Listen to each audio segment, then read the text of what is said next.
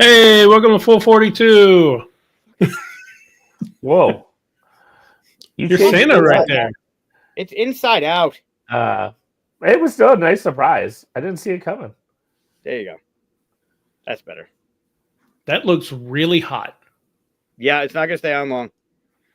That's cozy. Sure. It's cozy. It's got some, some fluff in there. Oh, it's knitted. My camera's a little off. Someone moved it. It's weird. Yeah, your fucking mopkin is closer too, you shit. What? Oh yeah, that's spooky. That is creepy. Yeah. No, that's just the old guy. He just yeah. That guy's creeps. No, that's my Muppet. Sorry. I hate it. It scares me. Merry Christmas, happy holidays, everybody. Yep, special guest. Welcome to the Daryl Andrews show. No. I'm just a guest, and I love being a guest. You are, and we'll, as more people come in, we'll remind everybody, you are a very special guest because this is your 10th appearance in the 4 years. We're coming up on the end of 4 seasons now, and this is your 10th, which means you get a special nickname that we're taking recommendations from the crowd for. So if you have an idea for Daryl's little special nickname on the bottom there, shout it out in the. Chris, does Chris? Are you putting a hand up for a recommendation? No. Oh, or I got blinded by the light above my monitor. Seriously? I was like, "Oh, I don't have my light on." Turned it on and forgot. Yeah, I saw that happen. Sorry about that. Don't pay attention to Chris. Pay no attention to the man behind the curtain. I love it. So we need a new nickname. Yeah. Well, and I just watched. I don't know if you guys watch Saturday Night Live anymore. I rarely do. I watch bits of it on YouTube. Yeah, but last night they had Martin Short, who I love, and the intro was the 5 appearance club. Right. And they had 5 times being host, and they had robes. So where's my robe, y'all? Oh wow. I don't know about robes. We don't even have robes. I'm just saying, like, maybe there's a level that we can get up to, robes. Where you get robes? All right. Yeah, with like a number. Because they had different numbers based on how many times they had been on. Now, that was... We do tattoos. Ooh. So when I see you in April, I'll just bring my tattoo gun. Wow. Oh, you do it as well. It's not just... Yeah. Okay. I mean, you are a good hand. They're all the expense. Yeah. Wow. That brings another level of commitment. Yeah, you can get it on the left cheek or right cheek, like in a teardrop. Yeah. We'll put it in hashtags so that you can add more as you go. Oh wow! Amazing. I like it. Wow. Daryl's a Deca guest. That's kind of cool. Let's get around. The Deca guest. That's neat. Brandon, good to see you. Sam, good to see you. Eric, as always. Steven, pleasure.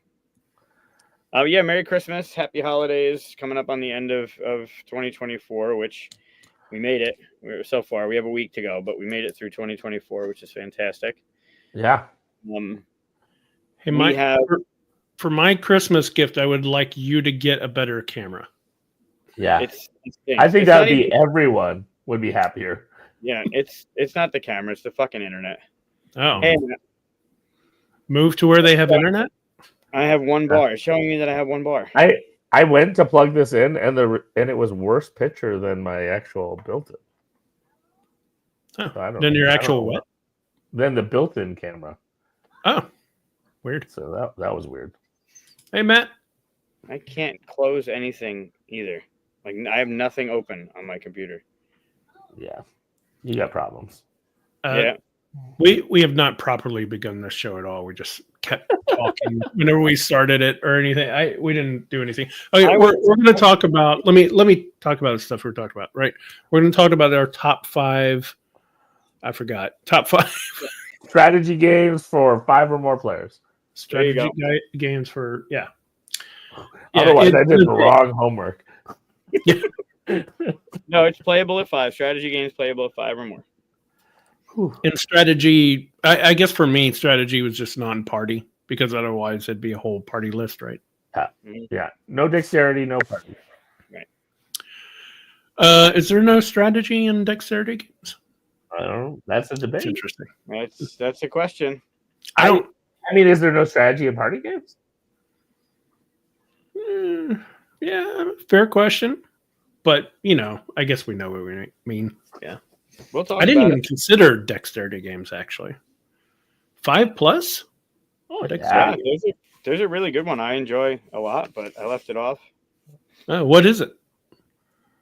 Well, just in case Daryl put it on, I don't want to talk. I didn't put dexterity. He didn't do that? Yeah, Flick 'em Up. Yeah, Flick 'em Up was. Oh, okay. I've never Flick 'em Up. There's the Dead of Winter version of Flick 'em Up. Yeah. There's a couple. Yeah, I guess so. And also, I would say that there's strategy to a game like The Resistance, even though that's technically a party game. Yeah, sure. I agree. Wait, I have a lot that fall in a party game? in that club. Yeah, I don't think Resistance is a party game. I mean, it was close for me, so I kind of knocked a few games off my list because of that. If you look it up, party is listed. Yeah. Okay. Anything written on BGG is not canon. That's not gospel? No. Oh. I can put anything I want on any game.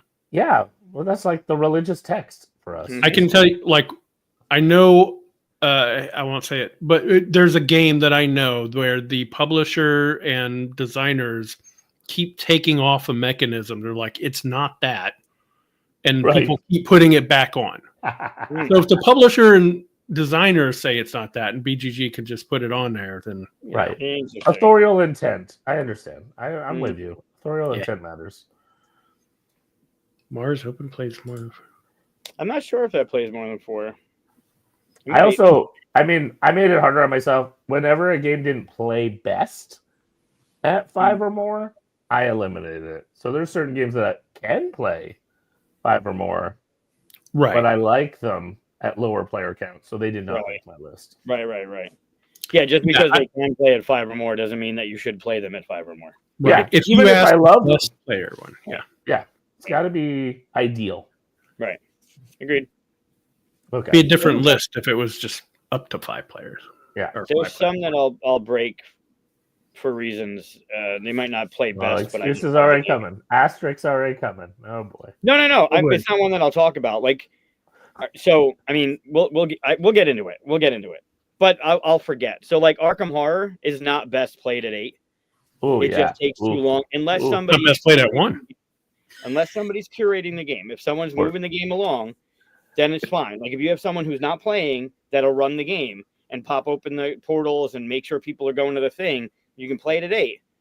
But that's one of the only games that I would play at max play count if someone's running it. I also enjoy it. So I was going to use my joke that I use for photosynthesis. Whenever I had to pitch my game Bosk, I'd be like, oh yeah, photosynthesis is an amazing game. So Bosk is really good at 2 to 4, and photosynthesis is best with 0. Nice. I mean, biased, but I am. Bosk is definitely the best game. I had to break through the noise every time I was pitching that game. They were like, "Oh, it's just photosynthesis." I was like, "They're totally different games. They just have 3D trees." Right. It's not even close to the same kind of mechanisms and stuff. Yeah. No, not even close. It's the same with Stuffed Fables and the Stuff of Legend. They both have a stuffed teddy bear. That's true. But they're totally different games. That's why you should make all your stuff really weird and orange. Mm-hmm. Truth. It works. Nobody gets it mixed up with anything. There you go. Nobody knows about it, but nobody gets it mixed up. I was going to say, what's the next one? What's the next orange game from you? My next game will not be orange. Although there will be an orange player if I have anything to say about it. Damn well better be. Yeah, I was going to say. I'll try. Expectations. Yeah, you don't always have control, right? It's true. Also true. But I mean, I work at the place where they're making it, so you might know a guy. Yeah, I know a guy. That's a good one. But yeah, so we're gonna do announcements and stuff, right? I have no order to this at all. Sorry. I tried. I'm more distracting than Michael. I tried to corral it, and then you commented on my camera, and then it went off the rails again. You did. I know. I'm the one throwing it off, and I'm usually the one trying to get you. Yeah, it's all right. You had a week I- off. You had a week off, so you're rusty. I get it. It's fine. Yeah. So while everyone's here, do the like and subscribe thing because that's important, right? Do the thumb. Yeah. Dan liked it, so thank you for doing that. Like that one. Perfect. Exactly. That's exactly what you should be doing. And then we have some announcements. I have the Luca painting, which is a special treat for tonight. We'll go over our top 5 strategy games playable at 5 or more, our favorites. And then there's a little holiday thing at the end. If you guys are around and stick around till the end, we have a little holiday thing to do. So that's a nice. By the way, I do want to thank Tim for taking my place last week. I appreciate that. Holding the bald person spot for me. Yeah. Yep. I still haven't seen him pop up on Jeopardy. I've been watching. No, I think his episode, he was talking about it on the show last week. I think his episode airs in January. They get a couple weeks. Oh, okay. Wow, I didn't know it was going to go that far. Yeah. That's cool. But I will say this, for Christmas, it'd be great if we got 3 more subscribers to hit 500. It'd be nice. Oh, yeah. 3 away. Yeah, just 3 away. Let me go post somewhere on the socials about that. Uh-oh. There you go. Good reminder. We might get our Christmas right there. Let's get it. Okay, so you said we're doing are we doing show and tell? Because I want to show off the thing you got me. Well, yeah, you should show and tell then. If you Yeah. have show and tell, do I show still and got tell. it in the package because I don't know if I want to take it out or not. I mean, taking it out on live camera is probably a bad idea. That depends on if we want That's in subscribers or general. not. That's true. That's true. I was We want gonna to say that's how you get 3 more. There you go. That's true. But All you right. lose the other subscribe. You get 3. That's all you get. All right. But anyway, so I wanted to show you. Nice. I haven't taken it out yet because I was, it's that whole toy thing. Do you take it out of the package? Mm-hmm. I'll end up doing it because all my other toys are out of the package and stuff too. But and I told you what class this was, and you didn't care. That's Meant great. nothing. Yeah. You could have made it up. I Future have no class. idea. The original. But I appreciate it. We saw each other at PAX. Were you at PAX, Daryl? No. Oh, I had the FOMO hard. I haven't missed it since the first one. I missed the first one because it was the same time as BGG. yeah. And I haven't missed it since. And man. I know I'm usually the other side of this coin and that lots of people complain that I'm always at the con, but I felt the pain. I've had FOMO being at the same con as you. I'm like, how is he having a better time than me? We're at the same con. That's the trick of social media. Yeah. I'm probably crying in between photos. So right, we went over it a little bit last week with PAX, so I don't want to talk too much about it. But from your perspective, you just said you haven't missed it. You missed the first one since BGG, or because it was the same week as BGG. Yeah. And you haven't missed them since. Now next year. Oh. Right. So for those that don't know, PAX Unplugged in Philly is usually right around the beginning of December. Yeah. Next year they've announced that it's earlier. It's before Thanksgiving. And it's the same time as BGG and also the same time as the Philadelphia Marathon, which is, I don't know what they're going to do with hotel prices, but it's jacking up hotel prices. And I don't know what I have no inside knowledge. I don't know why. I don't know if they were given certain weeks and this is what they chose. Yeah. What do you think? Sorry, this is coming up. That's got to stay on the whole time. I'm eating like bits of it. Think of what Santa goes through. Oh, God, forget it. This is awful. It doesn't even taste like food. What are your thoughts on it? Obviously, we have no idea what is going on, but what are your thoughts on it being that same week and the same week as the marathon? What do you think it's going to do to the con? Are you saying this to me or to Chris? To you. Oh. Because you just said that you hadn't missed it since the beginning. I know. Well, I mean, first of all, it's annoying because it's already hard to manage so many cons. So actually, ironically, PAX usually was like clean. Like it was like, oh, okay, it bleeds into early December. It's kind of your last con of the year. It's kind of your kind of Christmassy con. Sometimes I'd even like think of it as a way to shop for a few last minute Christmas gifts. Like I liked the Christmas vibes. Like you could kind of like the market and nearby, you could walk by like Christmas lights and all that jazz. So I just think like throwing it in the mix is just like a super competitive time. I'm definitely not confident that I'm going to be able to go because of the timing and the conflict. I've always loved and kind of like even from year one, like was kind of loyal to BGG. Not that I can always go to BGG, but when I can, I've been very thankful to go to BGG, and I realize PAX has grown and is probably more important from a consumer standpoint, but from a personal enjoyment level, I have a lot of fun at BGG just getting to play games and experience things just kind of like after Essen. And so it serves like kind of a nice purpose in that regard. PAX is more about selling.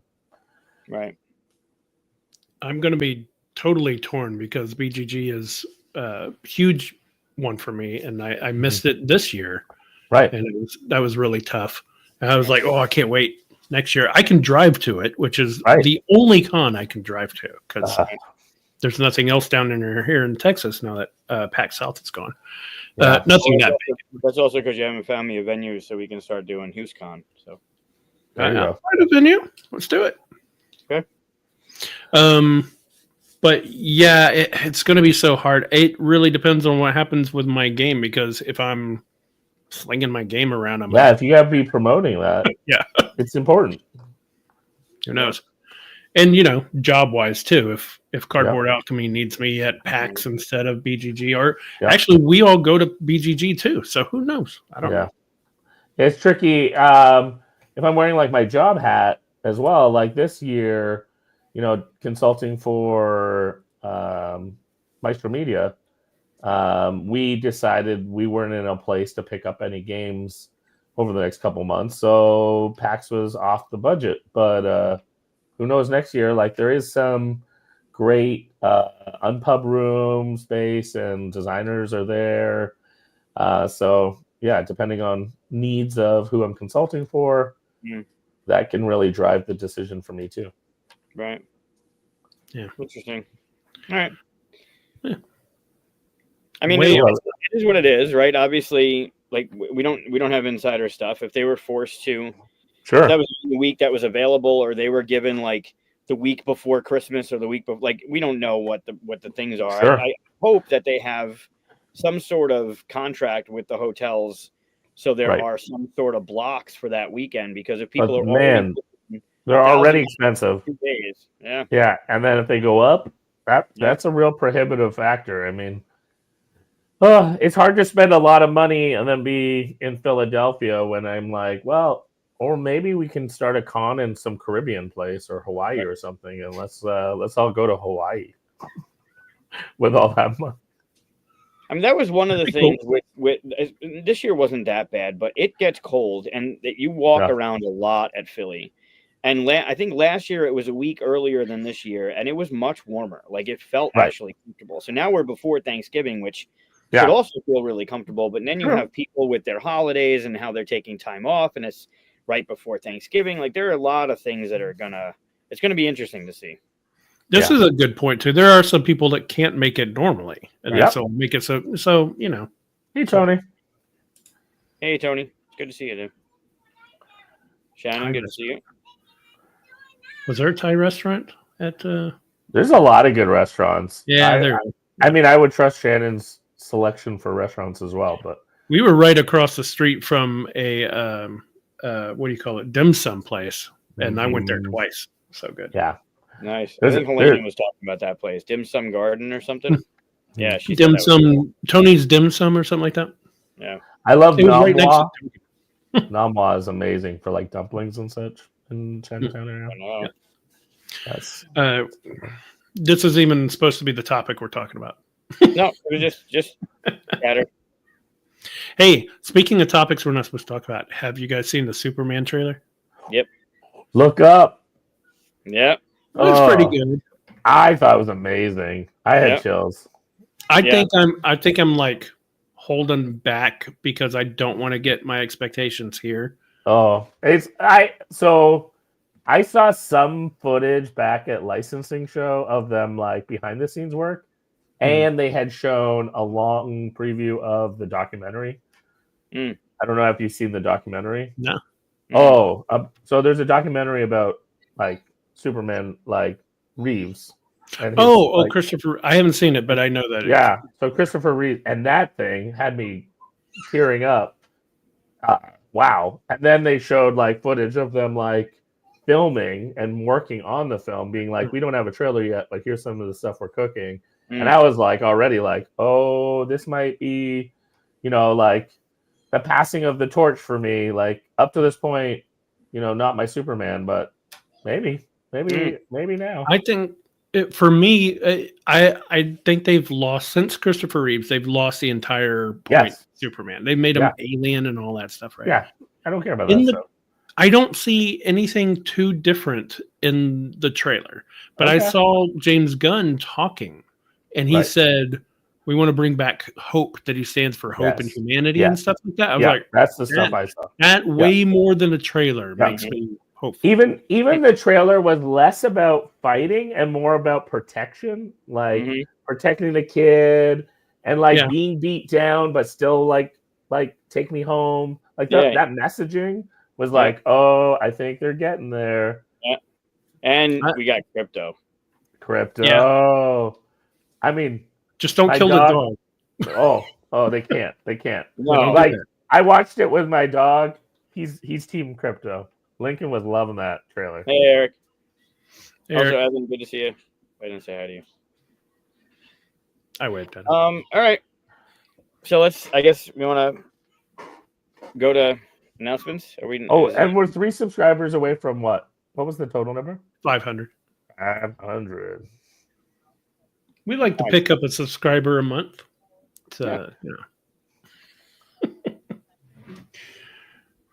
We're a niche market.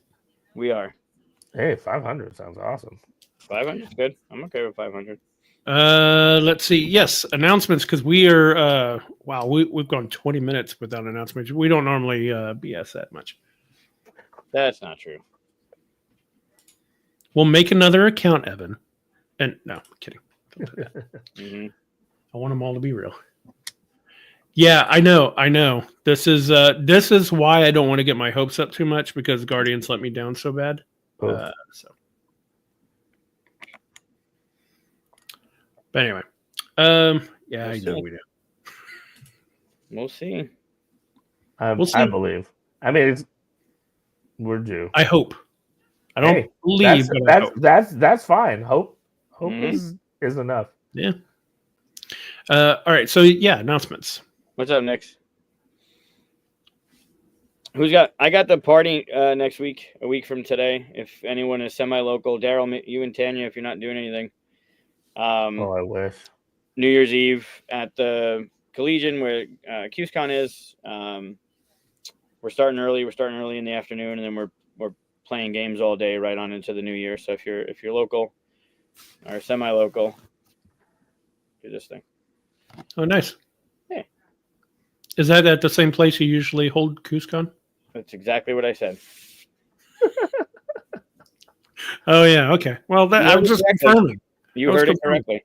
It's at. I was not listening. I was reading Evan's comment about the Dune TV show. He was multitasking for you, and you. I was uno-tasking.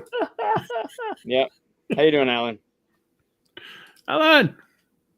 So yeah, same place. Otherwise, that's I don't have anything else to talk about. I want to, but I can't yet. So. Whoa, that was cryptic.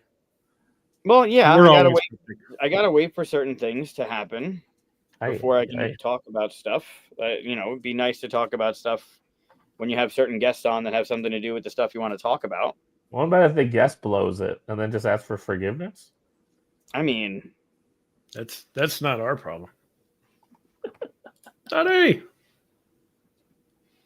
No, yep, Evan. You'll see it this year or next year when you come to QSCon. It will be at the same location.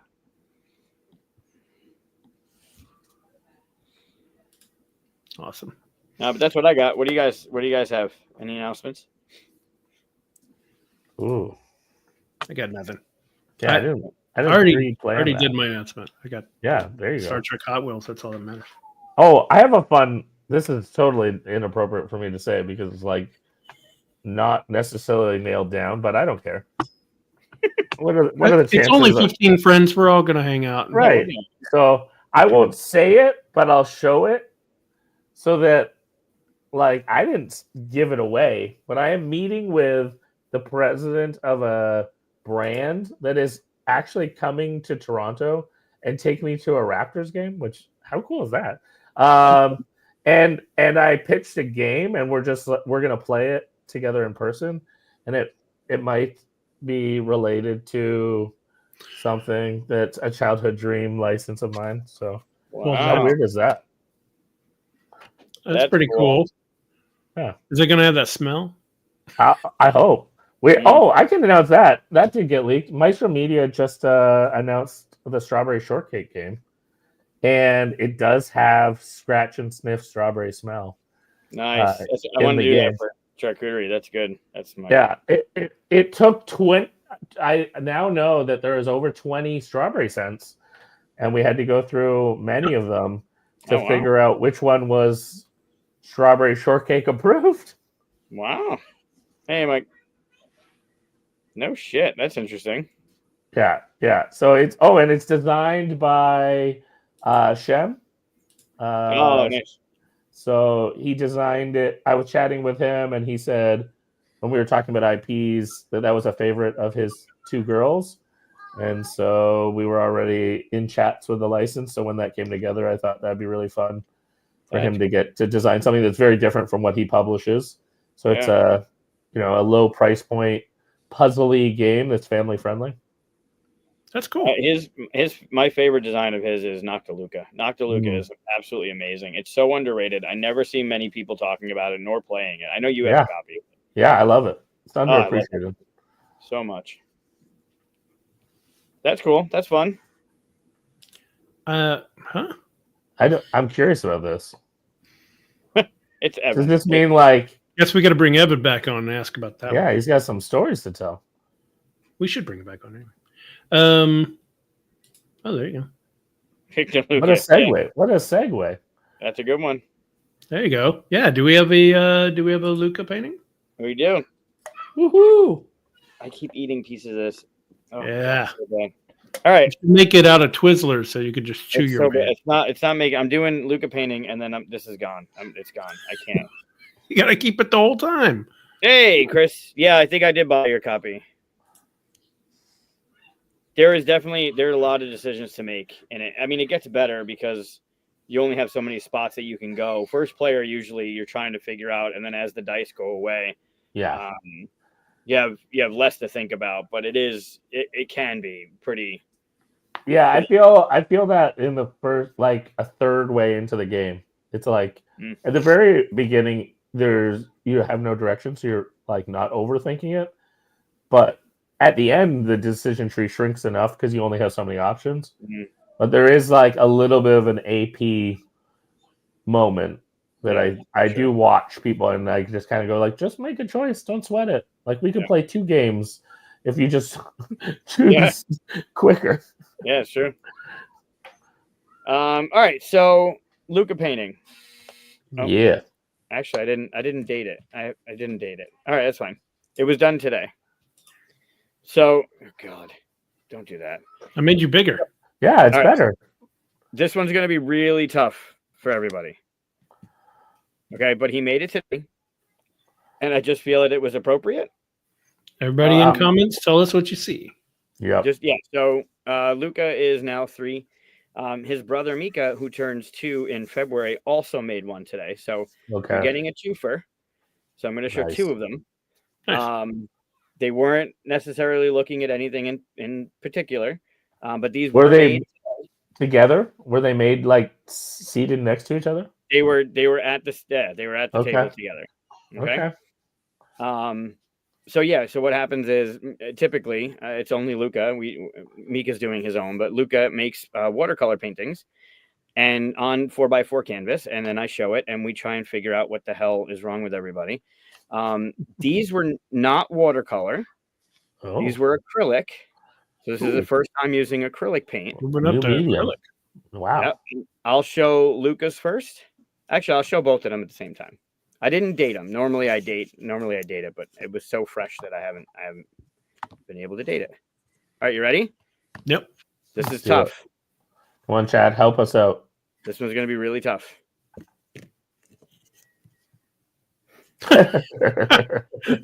Did they really do that one? Wow. So Mika needed a little bit of guidance with his hand. Impressive. Like I was holding his hand as he was doing the fingerprint thing, but So I see the end of civilization as we know. No, I'm kidding. Yeah. I see rows of workers in the fields.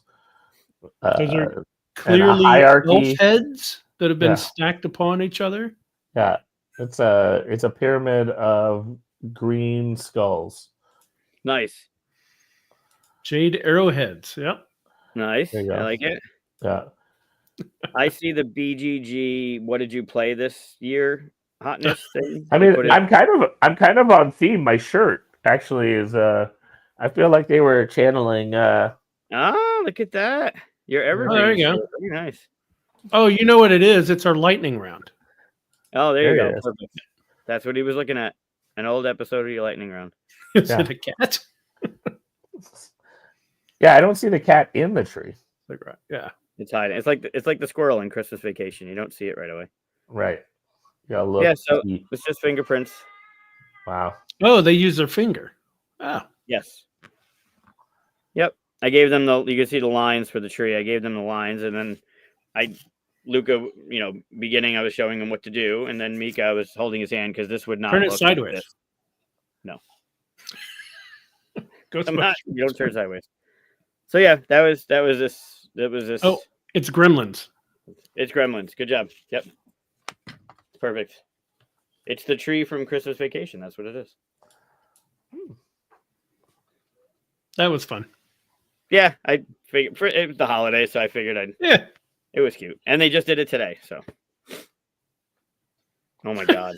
That's funny. That's good. That's well called. Yeah. I like Tony's. And that's why you had to show both. Yes. Correct. For two of them. Cool. Nice. Yep. All right. On that note, this is going away. Sorry. No. One, it's hot, and two, I keep eating fucking things. Can you keep the hat? Really? Yeah. Do you No. put the beard I don't behind have you? any. I didn't have time to do any holiday decorations. Yeah, I feel not festive. I have a better hat. There you go. Oh, there you go. There you go. There's my hat. Okay. Much better. That's better. Yeah. I like the pajamas. Thank you. Yeah. Clark Griswold. Wow, you're following up the jersey. Uh-huh. You're just full on, man. It's the holidays. I got the Griswold jersey. I got it in white and red. And then I got his pajamas. Impressive. And they're little dinosaurs too. I don't know if you could see it. Yeah, I saw the dinosaurs. It's Favorite fun. dinosaur, everybody? I mean, sorry. Sorry. Well, What? I have to choose Raptors. Oh yeah, because it's Toronto. That makes sense. Even I'm though- mine's on Play in the represent- game, right? I mean, it makes sense. You're in Raptor country. Yeah, I have to. Jurassic Park is just down the street. Yeah, the Raptors are good. Mine's either the Ankylosaurus or the Parasaurolophus. Whoa. I don't know what that second one was. The one with the horn. the one with the fin? The thing on its head that would honk. Oh. Yeah. Okay. How about you, Chris? Oh, the big sneezy one? Yeah, kind of. Triceratops. Yeah. Nice. I think it's one of the most loved. I think it's the most basic bitch dinosaur to love. But Yeah. it's And been as- like as that a since kid, I was a like- kid. Toyeticness of. Yeah. Mhm. I even had So the Transformer. Oh, It was, yeah. That was a Oh, great neat. Transformer. Do you know the name of Ankylosaurus. the one that only had the one horn and that big plate? It's like a rhino something. Oh, it was like rounded. Oh, yeah, they had different versions of it. Yeah. Some of them don't have the three horns and stuff. No, I don't know. It had the Actually, one, but and Yeah. it had that big plate behind it, Yeah. like a triceratops. I know what you're talking about, but you get into technical names. I'm out. he was on that show Dinosaurs. right? Rhino something. Yeah. I still have pieces of that in my mouth. Ugh. Maybe the rest of the episode. It's great. Ugh. Oh, did I make it 500? I don't know. I could check. I don't get a notice like right away, but I could check. You don't have like fireworks? Come on. I mean, I didn't actually expect to hit it. Oh my god, we got 500. Nice. You did it. Good job. 3 of you did it. Awesome. Tom, now no. nobody back out. Yeah. Oh, we're definitely Now losing. you're committed for life. Watch the numbers go. Ooh, we don't like success. Get out of here. No. It's definitely 500 now. Awesome. Hey, thanks everybody. That's cool. Yeah, thanks for doing Christmas gift achieved. All right, That's now pretty on to 1,000. Yeah. Well, it's weird because we kind of shot up for a little while and then we kind of hovered right there at the edge. I was like, maybe we can get it by the end of the year. So Yeah. True. Nice. awesome. Thank you. Yeah, Peachy's a good one.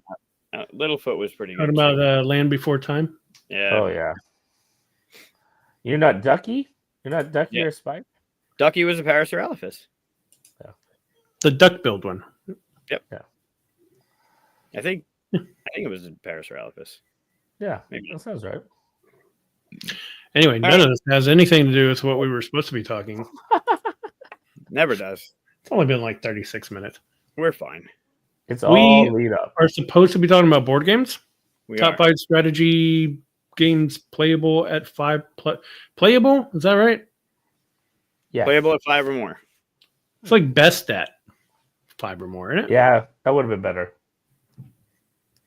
Best at. I mean, it's our top. We're not going to put in a game that's not good at 5 or more. True. Well, didn't you just randomly pick 5 games like you usually do? I mean, no, they're good. They're just not in order. Yeah. Why is that? What are you fighting? I want to like break that down. What's the psychology behind your resistance to numbering them? 1, there's a permanence, and 2, I like to play off of what's being said. Okay. It doesn't have to be a permanence. Next year, we could redo it and go, hey, new games are it. new. It's only permanent right now. Yeah. Right. I like the wiggle room of like, it's really, I can't do it. If you ask me movies, if you ask me anything, it's really hard for me to say number 1. I can give you a bracket of.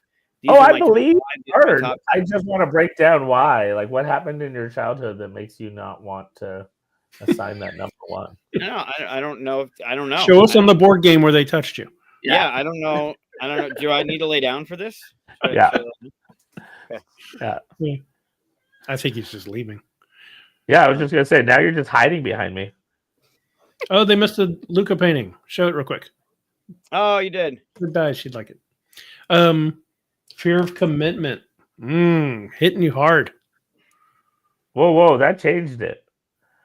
Yeah, that's definitely not Madonna anymore. Okay, there you go. Hold them down a little lower. Yeah. Not doing that. Right here? Nope. Not happening. Yeah. So yeah, these were done today. This was done by Mika. These are fingerprints. So they did their little fingerprints on there. And then this was Luca's. Feet. All right. So what did we do? What did we do with our list? Our list is obviously we tried to do ones that were best at 5 or more. Yeah. We left out, I think cumulatively we left out party. Daryl said you also went one step further and left out dexterity. Yeah. What was there anything else to the list that you guys were trying to curate? I even kind of curated out smalls because I just thought like strategy, the implication. I'm not expecting that of you guys, but I put that restraint on myself. No, small games. It's very rare that my list have small games anyway. So usually Mike has more small games than I do, but yeah. And that's just a taste thing though. I didn't meaningly meaningfully, purposefully, Meaningfully. purposefully. That works. Take out small ones. So I don't. Okay. Yeah, so I have honorable mentions for those, but that's why some of mine didn't make it. All right. I don't have any newish games. I have one that's like a few years ago kind of thing, but nothing like this year. Oh yeah, I haven't played anything this year that is. Oh, that's Yeah. fascinating. Yeah, none of mine are new. I never even noticed. I played a lot of good games, and I have a lot of good games that I need to learn and stuff. But honestly, none of them would be 5 or more for best player set. You know, honestly, I think I avoid 5 or more until I know a game, because in general, I'm like, I don't want to be committed because it usually adds time. Yeah. So for me to join a game and it's a 5-player or more, I'm kind of like, and if it's like a heavier game, I'm like, do I want to play this for like 2-3 hours, or do I want to try this at like 3, find out if I like it, and then maybe be open to a higher player count? You know what's funny is I almost put. Well, I'll say it because there's no way either one of you have it on there. I almost put Talisman on this. That's on my list. No, it's really. No. I believed you. I almost put Talisman on here because the way we consider that game is a party game. Right. Yeah. Because, you have no control. And when people are going, everybody's just talking and BSing and eating or whatever. It's not really a game to us. It's more an activity. And then I was like, wait, I can't put it on there because it's a party game. And I'd be breaking my own rules. Right. And it's not really a party game, technically. But it does have that feel. Like you almost have to. It is. Yeah, you have to almost say that so you don't like take it too seriously. Yeah. Right. Exactly. If you take it seriously, you'll be bored to tears. You'll be like, oh, it's not my turn yet, all that stuff. Yeah. You can't play that game that way. So yeah. And the randomness and the no control over things. You can't take that game seriously. I saw the new version last week. Weird. There's a the few, box is smaller too. Yeah, they've done a few versions actually. Oh, this is the 5th version. Yeah, but I'm saying like they did a Batman version. Yeah, I know. Yeah. I would love to have the Batman. I'm kind of tempted to get that, and I don't even like Talisman, but I just want it because it's Batman. I have the Batman one. They did Kingdom Hearts one too, didn't they? Kingdom Hearts, yeah, same time. Yeah. I grew up playing Talisman. Like I was 11 years old playing 2nd edition. Wow. I got the 2nd edition right there. That's fun. Yeah. But but it's not on the list because it's a party game to me. So right. Fair enough. I have Portland, that's in Portland question. has a good recommendation. I didn't put it on my list because I forgot about it, but that's a good. Who did? Good one. Portland game craft. I think it's Evan. Evans. Yeah. Yep. Oh, I haven't played that one. It's a really small box. So what I do love is that it travels really well in a small box. It was in the same series as like Fantasy Flight, I think, and it was like Red November and a few other of those kind of like tall, skinny boxes. Yeah, and like Citadels. Under the radar, Citadels, yeah, same box. Yeah, which I knocked Citadels out because to me that was a party-ish game. Really? Yeah. Interesting. All right. I mean, if you put Resistance, it's party game. Yeah, I think they're the same. Yeah. I don't think they are, but they definitely have their own category. Like it's hard to put them in strategy too. So yes. Well, so what makes it a strategy game to you then? Because I would feel Citadel. I'm not saying it's wrong for people to say that. I'm just saying for me, I had a different expectation, and almost like when I hear strategy, like I'm thinking of like where do things go on the shelf in a store, and if you were like labeling them, like card games, party games, strategy games, what section would this game get shelved? And I would imagine Citadels would be more in the card section than it would be in the strategy section for me. So card games can't be strategy games? I'm not saying that, but I am saying it is kind of its own category. Okay. Personally. So what makes it a strategy game? What makes a game a strategy game? I think it's just that larger kind of purchase. Like it could be even that a card game could go longer, but in general, people expect card games are shorter, smaller price point, Like there's just different expectations from the customer on that. Interesting. You don't need strategy to buy a card game, but you need strategy to buy a strategy game. It's interesting that you're defining it by a product from the point of view of product versus design or something like that. Yeah. For me, for my list. Oh, sure. Yeah, I tend to think of it as if basically you are looking to figure out what you need to do this turn, the turn after, and the turn after that kind of thing. If you have that mode going on, that strategy. Yep. That makes sense. Okay. Cool. Well, what direction are we going? Are we going 5 to 1, 1 to 5? 5 to 5 to 1. Okay. Not that it matters for Mike, but yeah. Doesn't matter to me. Couldn't I put mine in order because that's what people would like to see. Yeah. And Mike doesn't care what people want to see. I'm just saying. This is my order. My order, and I don't know what you guys are going to talk about and how I'm going to adjust my list. I love it. I guarantee no one picked my number 5. No, probably not. I don't know how much overlap we're going to have actually. As we do with most lists, and we talked a little bit before the show, so I know I'm comfortable in saying this. We tend to leave those games that are near and dear to us off these lists because they will always be on the lists. And no different here. Arkham Horror plays up to 8, and I would have this on the list immediately. But for those that know, that's the game that got me into the hobby. And my Batman game is with one of the co-designers, Richard, so that's off. Asking for Troubles, I would also put on the list, but that's Chris's design. So that plays up to 7. And I almost put it on my list, I'll be honest. It's still one of my favorites. Those two, I would find a way to put those in any list. Dexterity, Party, anything. I would try and put them on a list.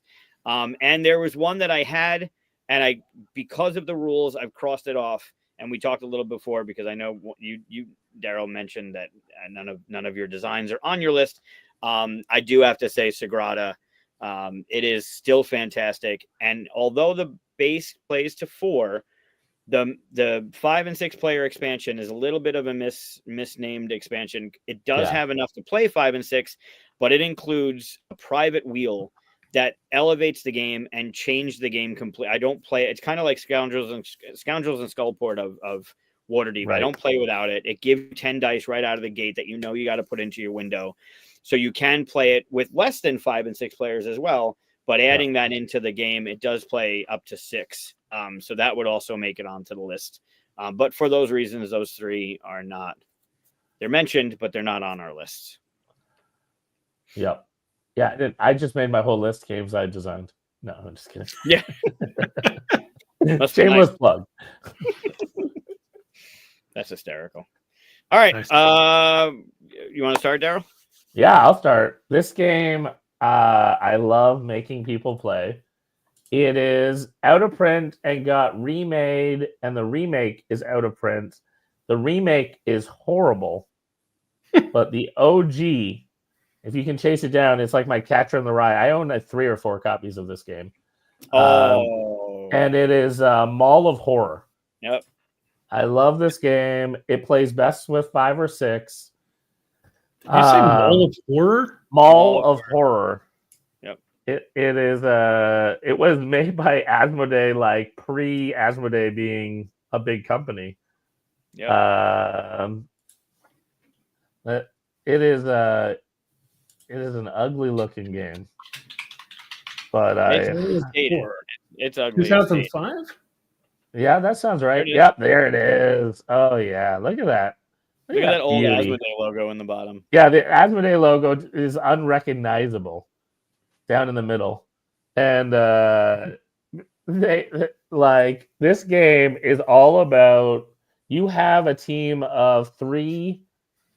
Characters, and you're trying to survive in a mall that is being overrun by zombies, and you're constantly running one of your characters to another location. But then when you run into locations and there's too many people, you have to decide who you want to push out. Because you're constantly voting out hey, you want to help me? Sure. Let's push them out. Yeah, there it is. You have this really funny dial so you can use it for two purposes. It's like you can use it to vote on characters, or you can use it to vote on numbers, which there's 6 locations. It has some tropes that didn't age well. So I will say, you may want to redo some of the narrative. But it is a phenomenal game of just like lots of interaction. You want to get cool items and run to the truck that's out in the middle. But if you run to the truck, one of you will for sure die. But if there's more than one of you out there, hey, no big deal. There's a security camera room where you know where the zombies are going, but then you have to run first. But there are cards that can like make it so that you are bluffing. And criminally underrated. Yep. Very social, interactive game. Lots of, constantly voting and kind of picking on your friends. I just recently got another copy of this for $20. Amazing. Yep. Yeah, we just played it. We played it a year ago, I guess, January, up at your place. Yeah, that was last time I played it. This game is. You're right. It's underrated for sure. It's super fun. I think it's still mechanically it still holds up. Yeah. It could use a facelift, but mechanically it still holds up really well. Nice. Good pick. Cool. Who's next? Didn't even hit it. You can go. We'll rotate that way if you want. All right. My number 5 has been on a few of my lists this year. It's just good that way. You just recycle your list from week to week. It's the same list every time. Yeah, I believe it. Makes it real easy. Yeah. A lot of them are. I mean, I'm boring, whatever. Mine is it's the reason why it's number 5 is not because it's my least favorite, but because it's so almost the Scott. Hey, Aldi. It's because the game is almost good no matter what player count, but 5 is my barely preferred one. Oh, so it's nice. 7 Wonders Architects. And the reason why it's barely preferred, because like I said, you could play it 2 player is the worst one. Yeah. But 3 player is still kind of like we're all too close in 3 player. Right. It just feels weird. Yeah. And with 5, I can like kind of ignore what's going on over there, but it's distracting other people too. So it just feels better at 5. I agree. And that's the same thing with the original 7 Wonders too. I like it at 5. In fact, when I play it mobile on my phone, I set it to 5 AI for other AI players to play against me. But you prefer Architects over OG? Oh, I don't like to say I prefer it over because it depends on how I feel. I'll play either one. I like both. Yeah. I think Architects is cleaner. If somebody's not played either one, I'll introduce this one because it's just so much easier and faster to do. I think this one's a little more family friendly. I think they're both family friendly, honestly, depending on your family. But this one's just a little bit easier to teach and get out there. Yeah. Yeah, and I mean, for anyone who doesn't know, it plays up to 7, which is incredible for a strategy game.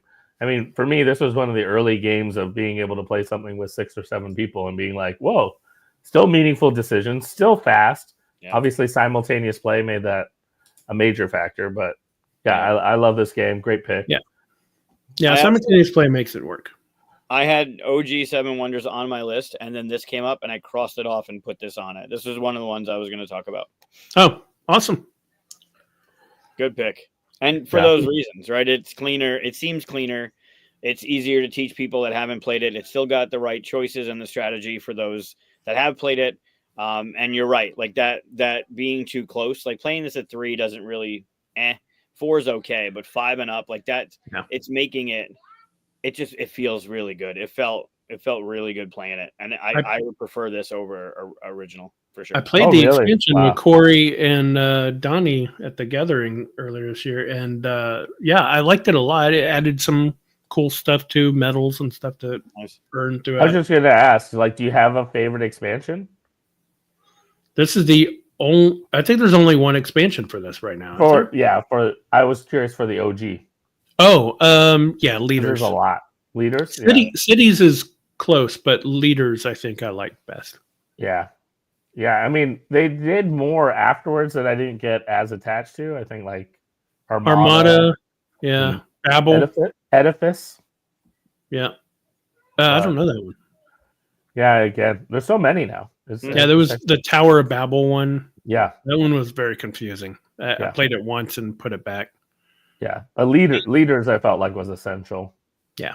So I haven't played OG with any of the expansions. Do you think it changes the game enough? Like that? I do.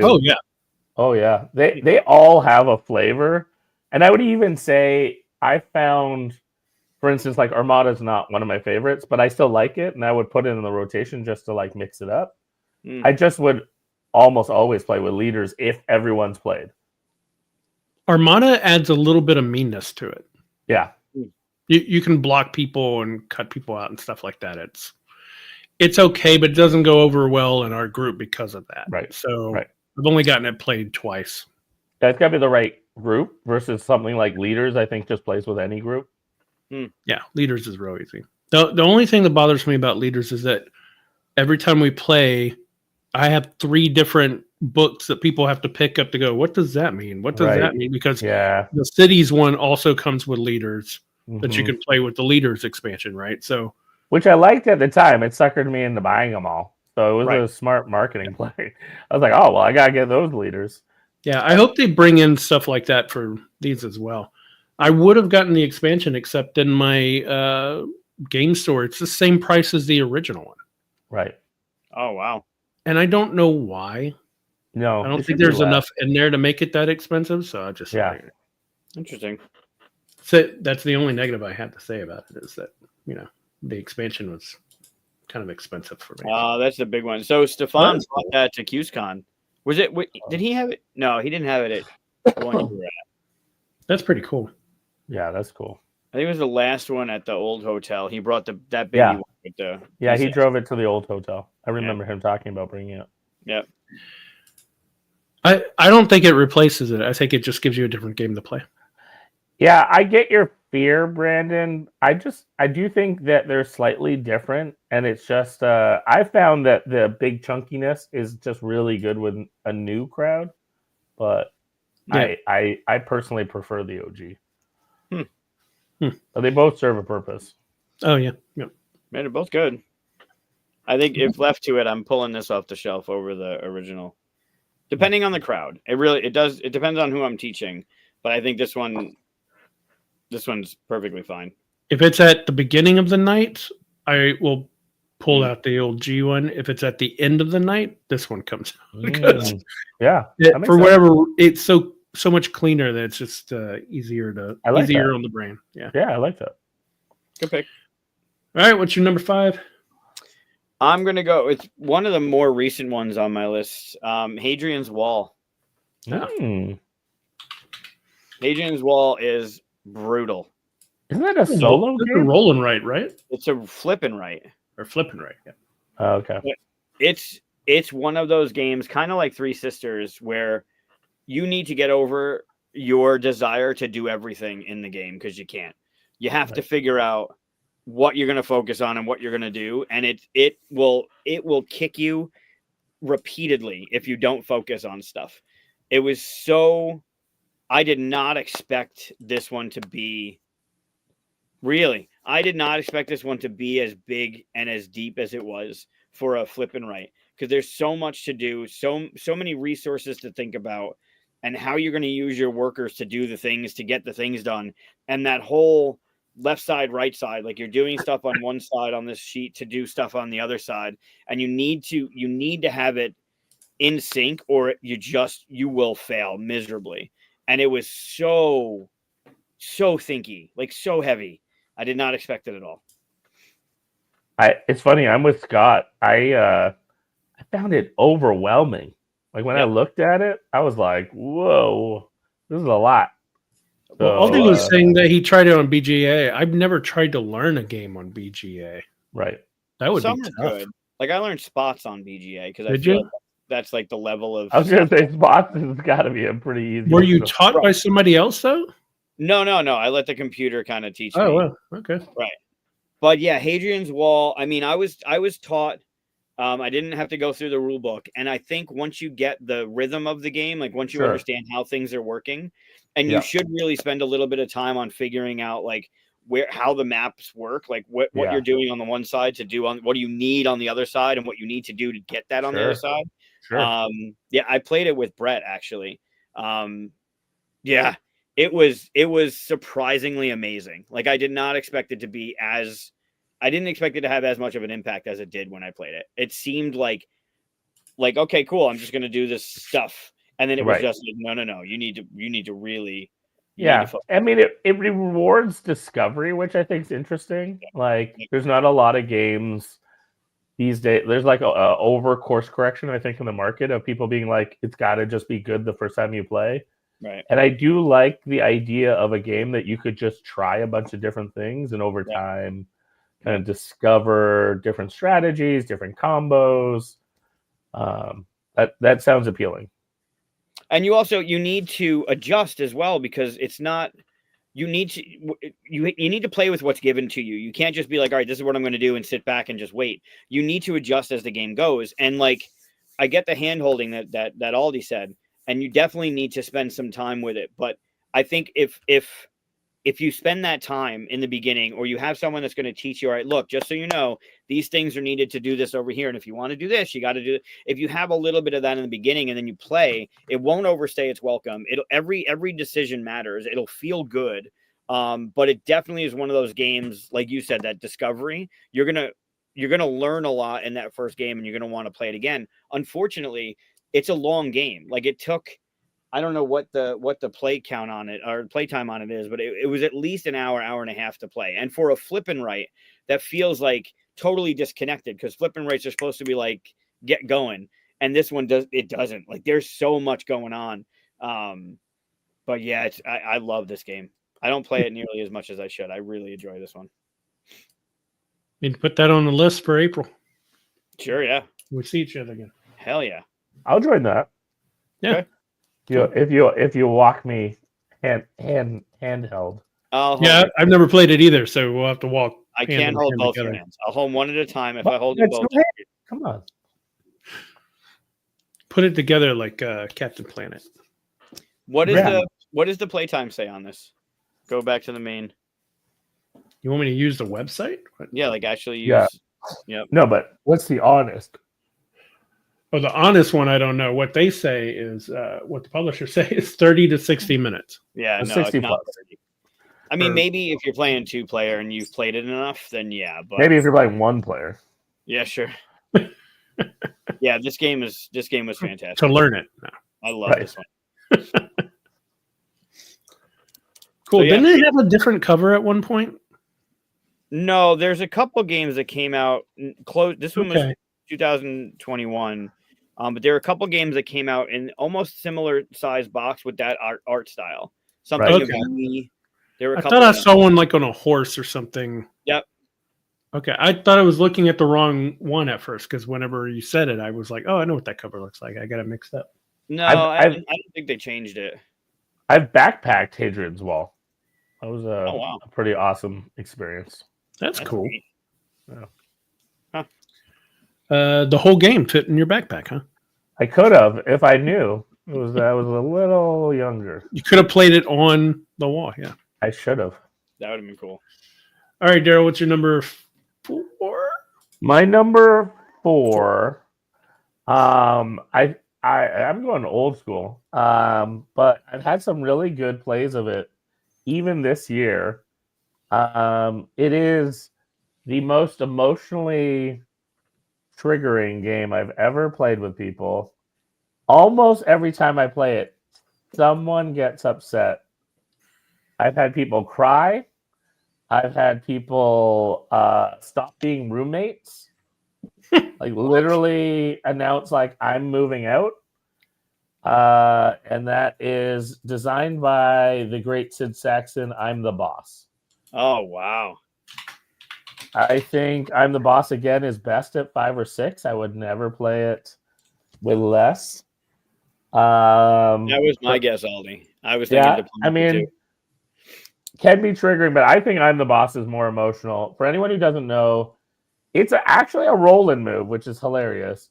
But it's a roll-in move of basically setting the terms of who's working together. So as you move around, it'll say like, "Oh, this is a deal for $5,000. It'll get divvied up, and it needs to be like someone from the blue, yellow, or green player plus the red player." And so then the actual person that's the red player could play, but other people have cards where you can temporarily be the red player. And so you're constantly making teams, and it's a bit of a shifting sand of who are you going to work with and who are you going to break up with. Exactly.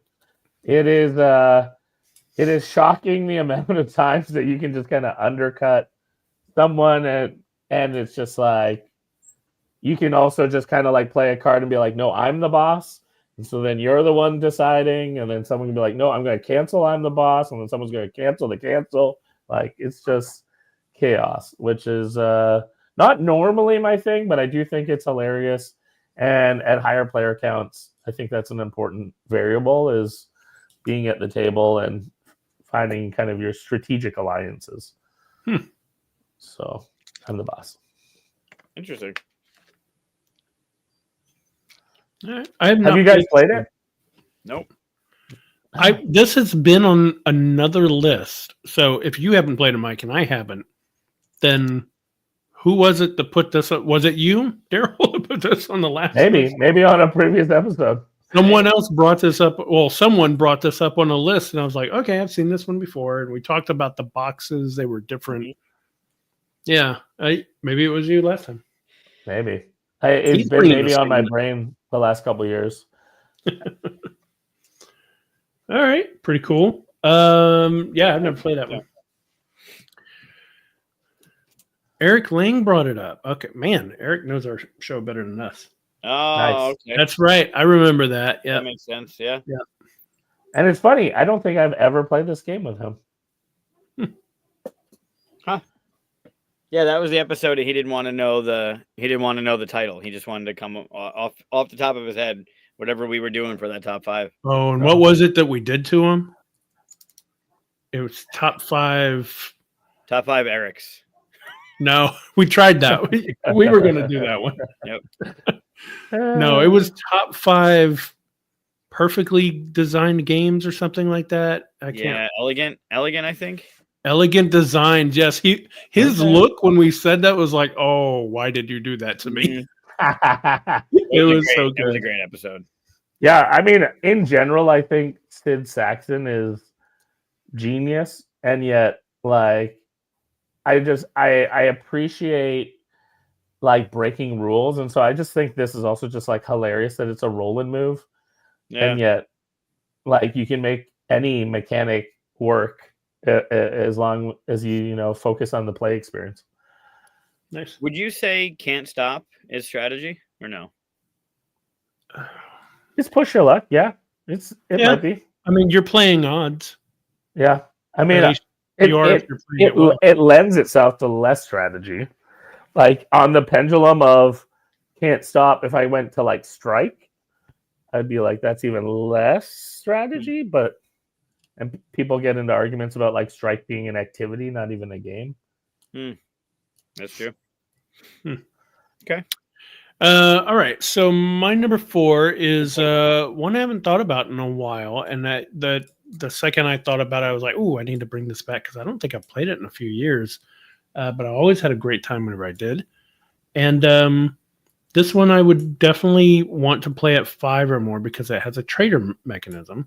And you definitely want a few people to pick from on that one. And it's the one that does it really well. Nice. Dead of Winter. I think, most people know about Dead of Winter. I don't have to belabor it too much. My favorite thing about it is the genius part of it for me is the secret goals. Mm-hmm. Because someone could be like, I knew he took a medicine, but and we're asking for medicine. He's saying he doesn't have one. Is he the traitor? No, he just wants a lot of medicine because of a secret goal, right? For sure, yeah. And that's just the genius part of this game. Hey, Kabuki. Hey, Kabuki. Kabuki.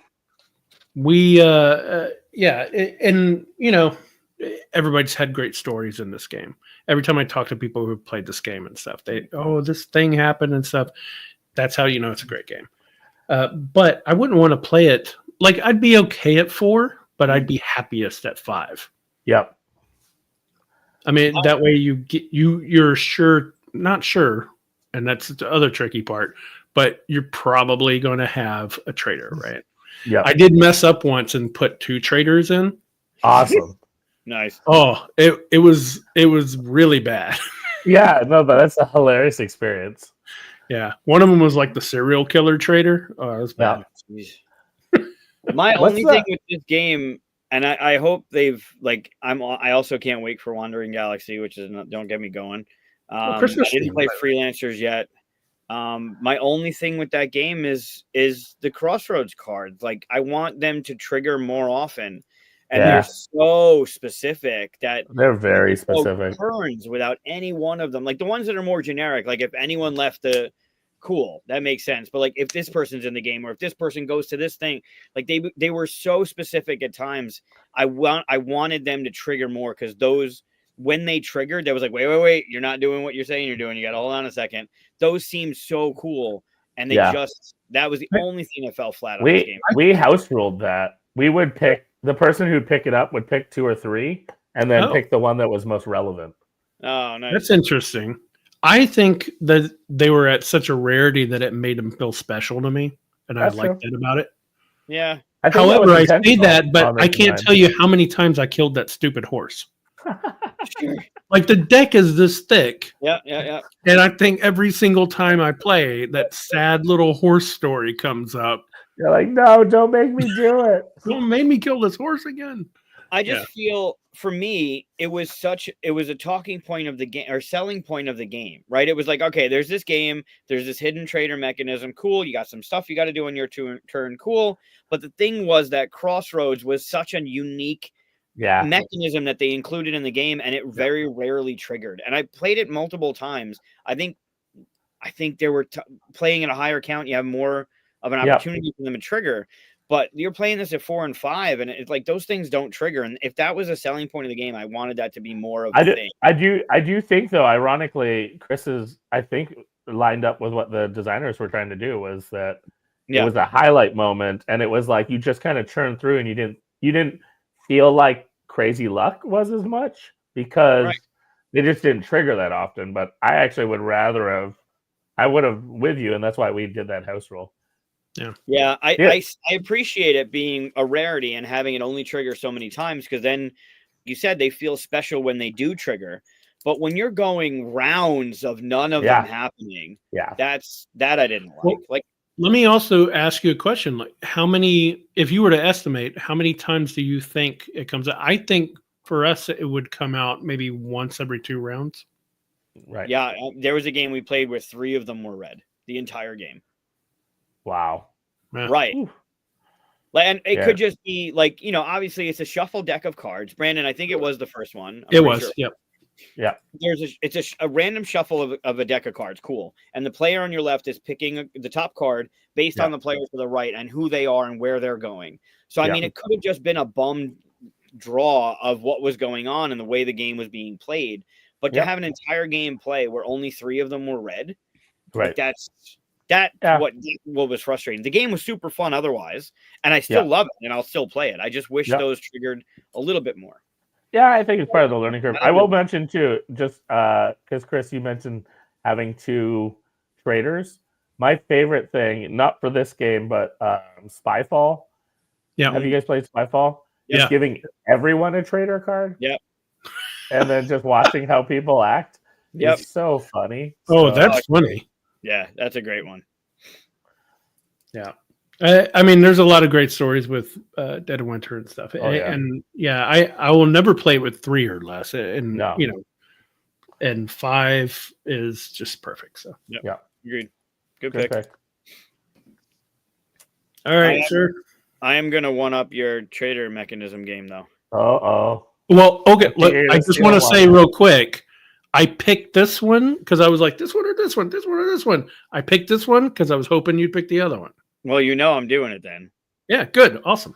I know what this is, and I put it on my honorable mentions, and I wrote because Mike will pick it. I have to, and it's getting. Well, I was dangerous. going to if I didn't trust you to do it. So. But if you guys aren't going to pick it, then maybe I can sit on it and wait. Oh God, come on! Oh, It's perfect no. timing. Do it. I gotta say it. It's designed before I even knew him as a person. It's designed by Evan from Van Ryder Games, Evan Derrick, and yeah, it's Dark Moon. Dark Moon is unbelievably fun. It's got that feel, and it's done so perfectly with the dice and the restrictions and how you're trying to cooperate that everyone can be a traitor in this game. And you're hidden so well because everyone is accusing everyone else of like, bullshit, you don't have a positive die. Like, what do you mean you only got these? It does such a good job of hiding the traitor, similar to what Dead of Winter does with the shuffle of the deck. And, how do you fail that thing? But Dark Moon for me was so epic. Every time I've played it, it's just super fun. And it's not complicated. It's not. No. You can play this with people, first timers. You can play this with non-gamers. It's a little bit of a teach. It's a little bit of a teach. But I think people get into it so fast. It's so thematically integrated that you just kind of get it. And you're gonna see Evan in like 17 days. I know. I can't wait. He came to QSCon. Him and Luca had a moment at QSCon where Luca was just in a mood where he was just running around. So Evan was like, let me time you. And he sent Luca around the whole ballroom and came back and showed him the time on his. And then Evan ran. He handed his phone to Luca and said, hit this button. And then Evan went around the entire ballroom and came back. It was great. He's a sweetheart. I love him. And he made a killer game. This is still one of my favorites. I have a couple copies of the game because the one that he signed for me, I can't bring anywhere. And he signed the inside cover. Fuck you, you fucking fuck. Love you. And then Evan. Or you traitor. I think he put traitor in there or something. Infected. I think he put infected in there. Great. It's hysterical. This game is great. It's right out of the gate. The first person to pull dice out of there is you're just accusing them. They're accusing other people. What do you mean? It does such a good job of the stress level and the restrictions and how you're trying to accomplish the things. It's so great. Yeah, I always, when I teach this game, I make sure to teach, okay, if you are infected, this is what blah, blah, blah, I teach all that. And I say, and we're going to play one round and I'm going to stop everybody. I'm going to teach that again because somebody's sitting here infected and I'm like, I didn't get all that and understand that yet. Right. And after you play one round, you're like, I know how to do this. Right. Kabuki, I'm with you. I have it as well. And I never played with it. I didn't even know there was an expansion until you told me, I think last time this wasn't a thing. It's a red. It's got a red. This one's got the green tint to the cover. That one's got a red corporate something. I forget what it's called. I always say to myself, do I want to add complexity? And I just don't play it enough that I don't need a twist. Yeah. So I guess if your group played it all the time, I think it's just like new cards and it's going to change the math a bit. And the new role. Yeah. Okay. So I get it if you played a lot. So yeah. I mean, like there's communities where people just play like the same game, and so if you were like, for instance, like Werewolf or something, it's like, well, then you need more. So but same thing with Battlestar. Battlestar Galactica's got that too, right? With the 3 expansions and Arkham. And yet, like most of the time I'm like playing base BSG because I play it like once, twice a year. Right. And then play with a couple house rules, and so it's like, all right, we're good. Right. Yeah, this one's always a hit. I love it. Yeah. I love it. I love how fast it is.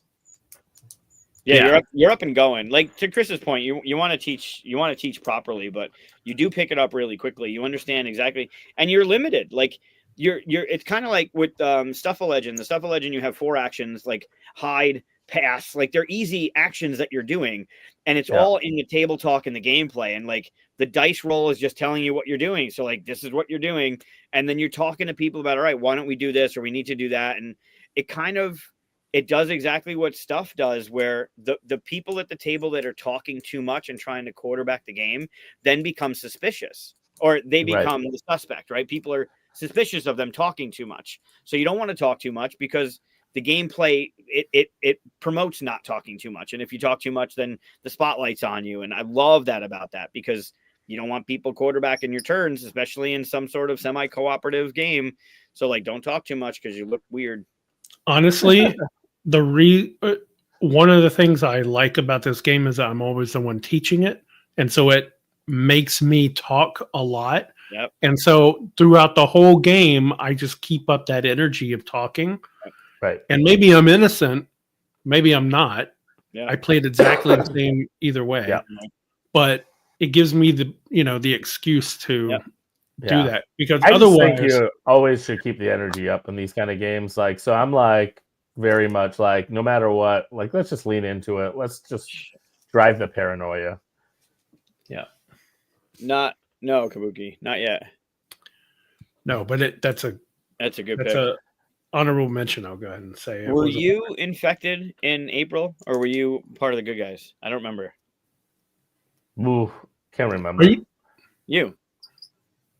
Me? Yeah.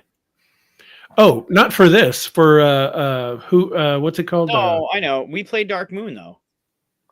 No, we didn't. Yeah, we did. No, we didn't. And I remember you talking. Oh, yes, we did. Okay, yes, we did. We did. Yes. I was not infected for that. No. I remember you talking a lot, and I'm like, oh yeah, he was talking a lot, but I talk a lot in these games, which is I talk a lot of fun. Show, but that's about it. Yeah. I don't talk outside. Oh, I don't know if this is on your list, but I'll bring it up. This game is fantastic. If you haven't played Burke's Gambit, try and hunt it down. Unfortunately, when it was shortly after the game released, the designer passed away. But it's got a Dark Moon feel to it, where you're on a ship and someone's infected, and you're kind of like, it's a good one. Yeah. What was the game called that we played with, where Eric was a traitor and I hate him forever for it? The Thing? It wasn't The Thing. It was the Who Goes There, or Who. Like, it's the other one, right? Oh no, it was The Thing. It was Outpost 41. Yeah. It wasn't. Yeah. It was a thing. Yeah. It's the one that Andrew worked on. Andrew. Yeah. Oh, I have a really fun edition of that. So they made like a limited print run of The Thing with like some cool components and art and such. And they did exactly 1,982 copies because it was made in 1982. Nice. Huh. So they're numbered as well. Cool. That's cool. Yeah. Dark Moon's good pick. All right, let's go into our number 3. Mike, you both going to talk about Dark Moon? No, I knew you would. Yeah, I knew you would. I put PSG/Dark Moon. I was just like, yeah. Okay. All right, so where are we on your number 3, Daryl? Yeah. So I wrote 2 down, expecting one of these to get cut. So there's 2 survivors for my number 3. But I guess I just have to pick one. All right. Yeah. Wow. It's like killing your children. This is why I put them in order. Yeah. I was expecting one to get cut, and so that I would be like, I'll survive this. But you know what? I will throw one of these into my honorable mention. I will say Fury of Dracula. Oh, okay.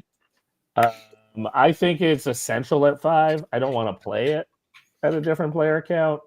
I want the 4 hunters to each be individual players. I want someone to then also be the 1 versus 4. Right. So for me, this is a 5-player only game.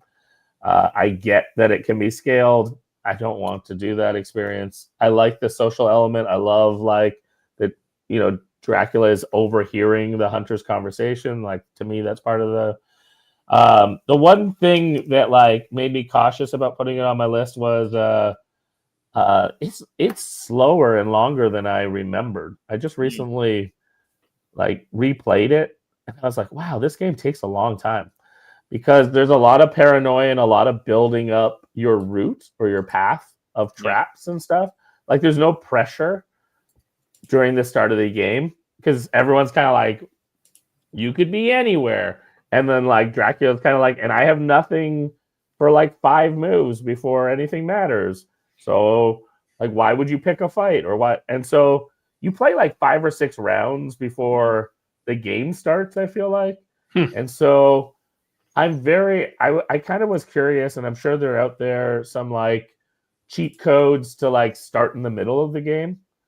But that's my dream, is that like you could do a little more setup and just like start at round 6 or whatever. And I think I would like the game even more. And it's already high on my list. I think it's just one of these great hunting games. I love hidden movement, and so I think there should be more of these. Good pick. I've never played this game, and I have it.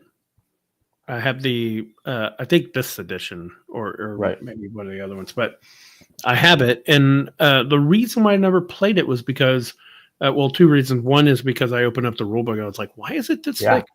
Yeah. I was like, okay, maybe I need someone to teach me this game. Yeah. And secondly, because after about a year of having it and thinking like, oh, I need to keep learning and stuff, I came to the realization that hidden movement weren't really games that I enjoy that much. Okay.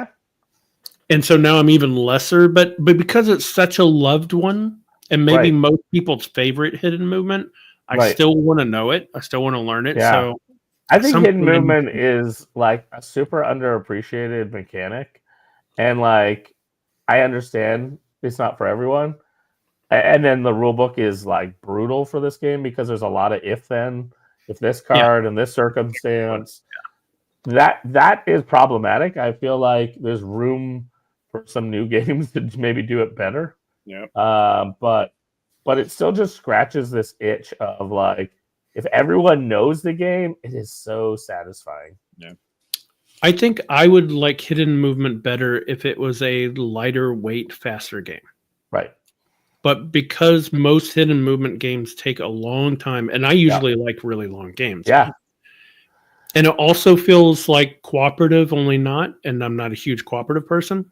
That's Right. probably why. All right. Yeah, I'm not a cooperative person for sure. I think that part of the beauty of this game, and why I think like if the first third act was like cut off and you just jumped into it, what I think is fascinating is that you can be setting up traps all over the place, and different people are stumbling into them, and you're hoping, because the characters are asymmetrical, that this character would fall into that trap. And there's a lot of like those kind of interactions that I think is interesting. Like if the right person is in the right spot at the right time, it can swing. And I think that's really admirable as a design.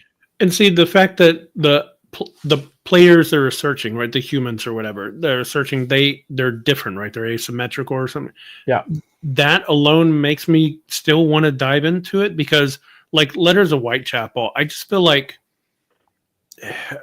are we all really playing it? So it's really like it's being one quarterback. person running around and everybody else is playing a cooperative game. Like it all feels the same, right? Agree. So I like. Have you played Emerson's Spectre Ops? Spectre Ops. Yeah, I like Spectre Ops. Spectre Ops is good too.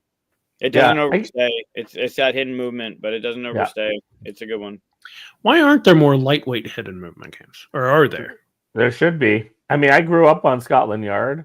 Yeah. And so like this is my strategy version. Sniper Elite, there's another good call out. That's a good one. But I think there's way more room. Like I think there should be. The mechanism feels like it would be good for family weight. Yeah. Yeah, sure. So why aren't there family weight? Yeah, I think maybe Outfoxed. Maybe. Which one? Outfoxed, I think. Or there's a couple that I've been told, but I haven't played. But what about that Alien one? Escape. Yeah. Right. Yeah, I know what you're talking about. From Osprey. Yeah, that one I haven't seemed played like that in a long time. That was fun. It was a rule book hurdle though. I think there were a lot of things. Yeah, you play through a book actually. So Yeah. Right. I want to challenge someone who is a designer and likes hidden movements to do, because I don't like hidden movements, so I shouldn't do it. I want to make a bunch of hidden movement games. So I mean, you got 3 people right now that could do it. No, 2 people, because I don't like hidden movements. Well, you'd be our target audience, though. That would be the reason why you're involved. Yeah. But like the challenge is like make a 8-page, no bigger rule book version of a hidden movement game. I like right? it. Good challenge. accepted. You want to do it, Daryl? Sure. Yeah, do it. But yeah, I've Meanwhile, always Chris, you're number 3. There you go. Oh, interesting. Oh, Dinosaur wrong Tea about Outfox. But all right. I like Dinosaur Tea Party. Outfox. Okay, that's what you're saying. Deduction. Cool. Okay, so my number 3 is hidden movement. No, I'm kidding. After all That'd be good. No, I do want to. I do still want to play Fury of Dracula. Plus, I love the theme, the whole Dracula thing. Mm-hmm. My number 3 is you can play it at lower counts and all that stuff. I just feel like it feels like it was made to play 6-player and 5 players really close to. And then anything else feels like it was like, yeah, you can do it at that kind of thing. And it's downforce. Nice. Wow. Good one.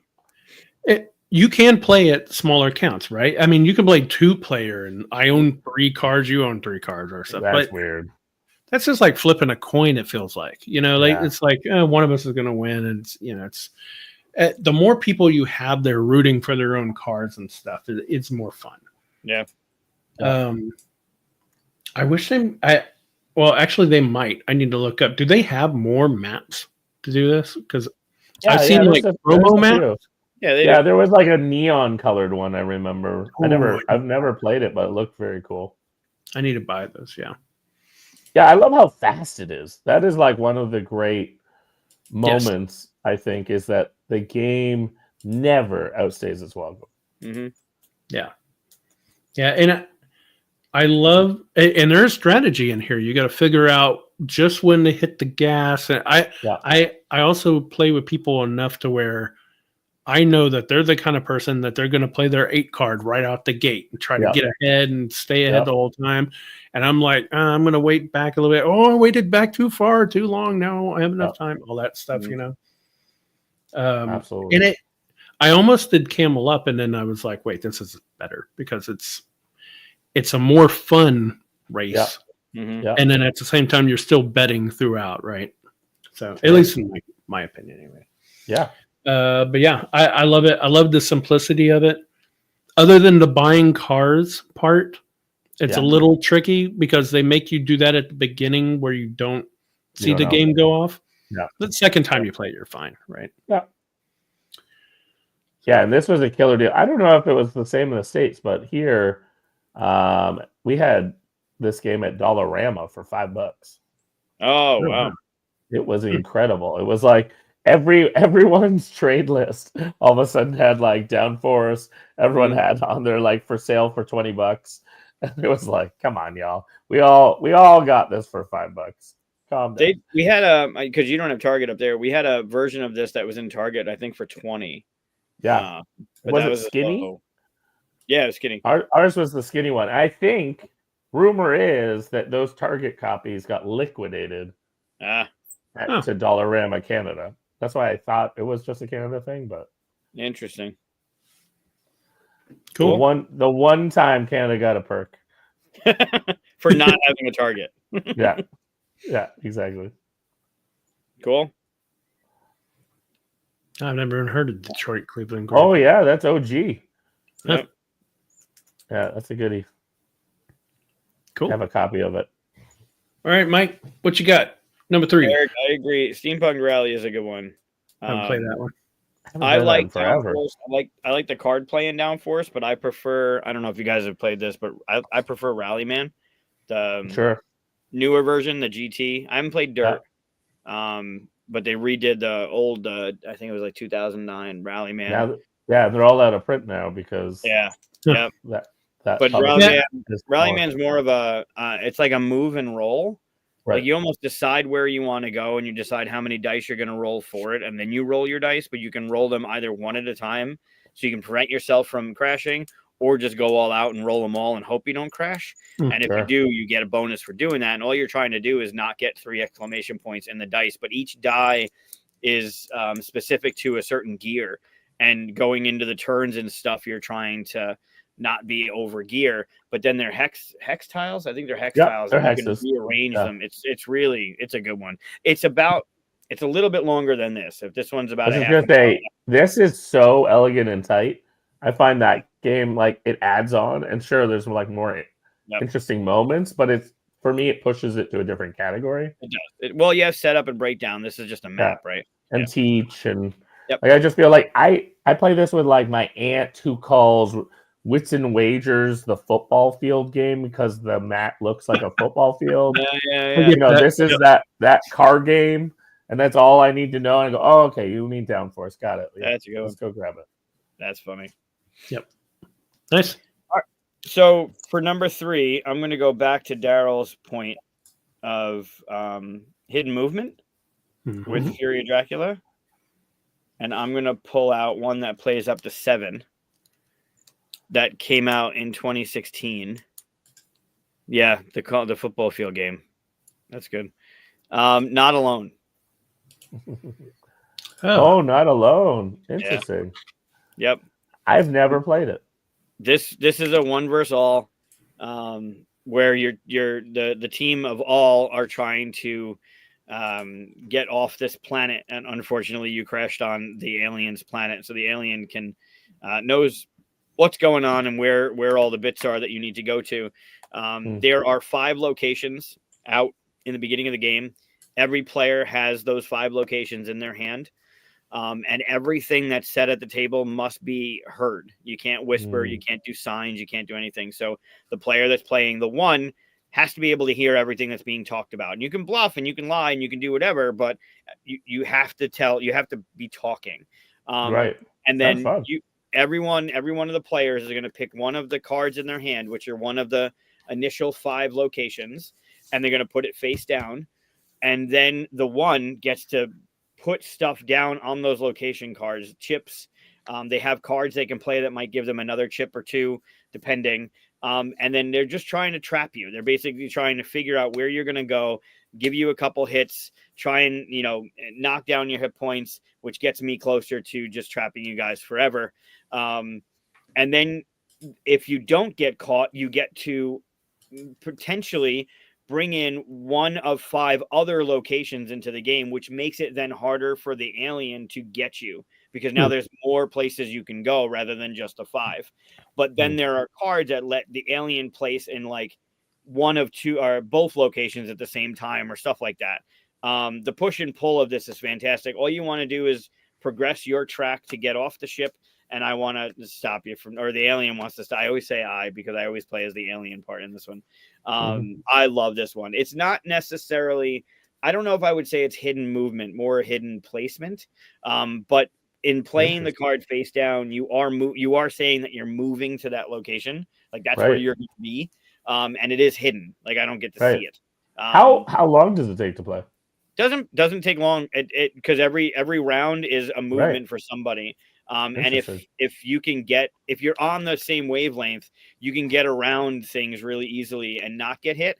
But then if the alien is catching you and knows kind of like how you play, or if you're not bluffing properly, or they can trap you into certain locations. Because eventually, like there's a really good play in the beacon. If you turn the beacon off and then on, you get to move an extra space or something. And then going back to the ship to get some stuff is a really good location. So if you can play this with the full complement of 7, there are 6 of you trying to go out into the thing, and it makes it like you guys can all go to the same location and do the same thing if you're all on the same wavelength. I don't know what it says the gameplay is, but it's under an hour. It's got maybe 45. Interesting. 45. Oh, I want to try this. Bring it up to my place. Yeah, this is a great one. Okay. I love this game. It's like Mr. Jack for me in a 2-player game with that hidden kind of thing. I love Mr. Jack. Okay. This is another one that gets me. I love the way that this game plays with the cards. Because then as the alien, like if Chris goes to a location that lets him get a new card, and he gets the initial cards are numbered 1 through 5. Cool. Everyone's got a set of 1 through 5. And if Chris goes and he picks up card number 8, now I know that 8 is in his hand. And now I got to remember, wait, Chris can go to 8. And then plan for that. But when you play your cards and you flip it over to show where you're going, you don't get that card back in your hand until you rest kind of action. So all the places you've gone to are now face up, and I can see where you've been. So I know what's left in your hand. It's really fun card play. That's cool. Love this one. I gotta jump into the chat section for a second. Jazz and Kabuki both mentioned mind management. I love mind management. For most people, they don't know this, but actually, when I had a game company before this, Evergreen, I had a company called Maple, and I signed mind management, was going to be the publisher for that, and played it a ton. It fell off my list because I actually prefer it at 2 or 3 player. So for me, that was ironically, a tough one to cut because it is one of my favorite hidden movement games. I think it's really clever. I actually at times think it's too clever. So, have you played Goreo? Goreo, never heard of. Goreo is 2-player only. And it came out before Mind Management and does a lot. I think it does a lot of what Mind Management does, just better. You're basically a spirit cat, and you're running around this ancient temple, knocking shit off of places. Okay. And you, as the players, you play these guardians that are trying to catch the spirit and stop the things from getting broken. Fascinating. It's really I'll have to check that out. I mean, I don't usually like 2, so usually 3 is like my perfect play count. Right. But hidden movement sometimes helps me break that because I feel like I'm playing a totally different game instead of just tug of war. So that's interesting. What is your favorite player count on just general game, Mike? I don't have one. I think 4 is mine. 3 or 4, I would say. My favorite is actually 5+, but I play usually 3 because I don't want things to go too long. Right. Yeah, it depends. Cool. Yeah, Goryo is great. It's with a Y. It's Goryo, I believe. But it's hidden movement, and you're using you're behind a screen as the spirit cat. You're using cubes to plot out your movement, where you're going, and then you as the guardians, each guardian can kind of move you're moving them a certain way. You can only move a certain amount of them. Like there's a lot of fun in that game. Like a dog? Curious like a dog? Curious like a dog, yeah. Yeah, so back to the main thing. Not Alone, my number 3. If you haven't played it, I definitely recommend playing at minimum 5, but 6 and 7 is where this is going to shine because it's one result. So I'm not seeing anybody in comments what their favorite number to play at is. So yeah, I'm curious. On to number 2. We're on to number 2. So this for me breaks all the rules on game design. I love this game. I would never design this game. And it is Cosmic Encounters. Oh wow. Yeah. It plays up to 8 with expansions, and I have done that. I once played this game at 8 players, and I was the 8th player in turn order, and I didn't get a first turn, and someone won. Yeah, I've seen that happen. Yeah, which is just ridiculous. So, but again, it was a talking moment that I thought was so funny that even though I never had a first turn, it was a memorable, incredible time. So, ideal player count, probably 5-6. I'd agree with Kabuki Kid.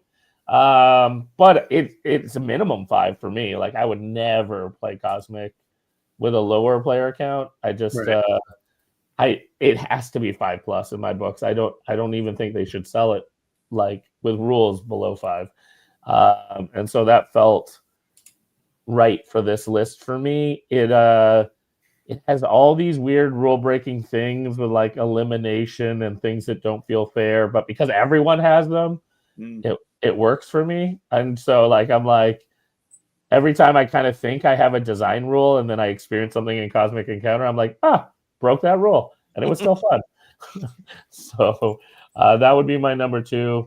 I especially attribute this to a lot of conventions like I know John Gilmore, for instance, often has this on him, and so I've had some incredible times at different conventions. And it's often because a good group of people that all are willing to attack each other and backstab each other. And if you're precious about it, or like I've played where couples are in the game and one person's like, "Don't hurt me," and it's like, oh, come on, like we all sat down for this game and we all know anything can happen. So that's key. But if you go in being like, "Hey, my best friend could be my enemy," in one turn, like let's dance. Have you played the Game of Thrones version? I have not, and I will say there is a version that I'm waiting for, and if it happens, I'm done with game design because the pinnacle has happened, and that is Cosmic Encounters Star Wars. It's over. If that happens, all the planets, all the races, Star Wars. I mean, I never have to design a game. The pinnacle has. It could be like the Galactic Council or something. Yeah. Or the Senate. That'd be good. I would, and I'm not even like, I love Star Wars, but like I'm not as knowledgeable as you two.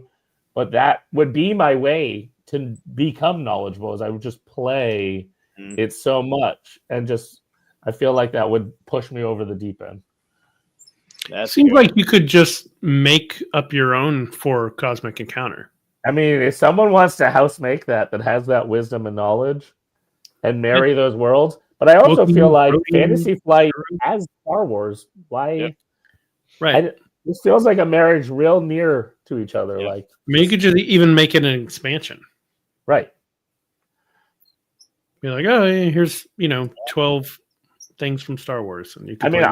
I'm having more and more meetings with Disney. I'll pitch it to them, but I have no influence on the cosmic side. There you go. That would be great. It's weird though, because why? I mean, whatever.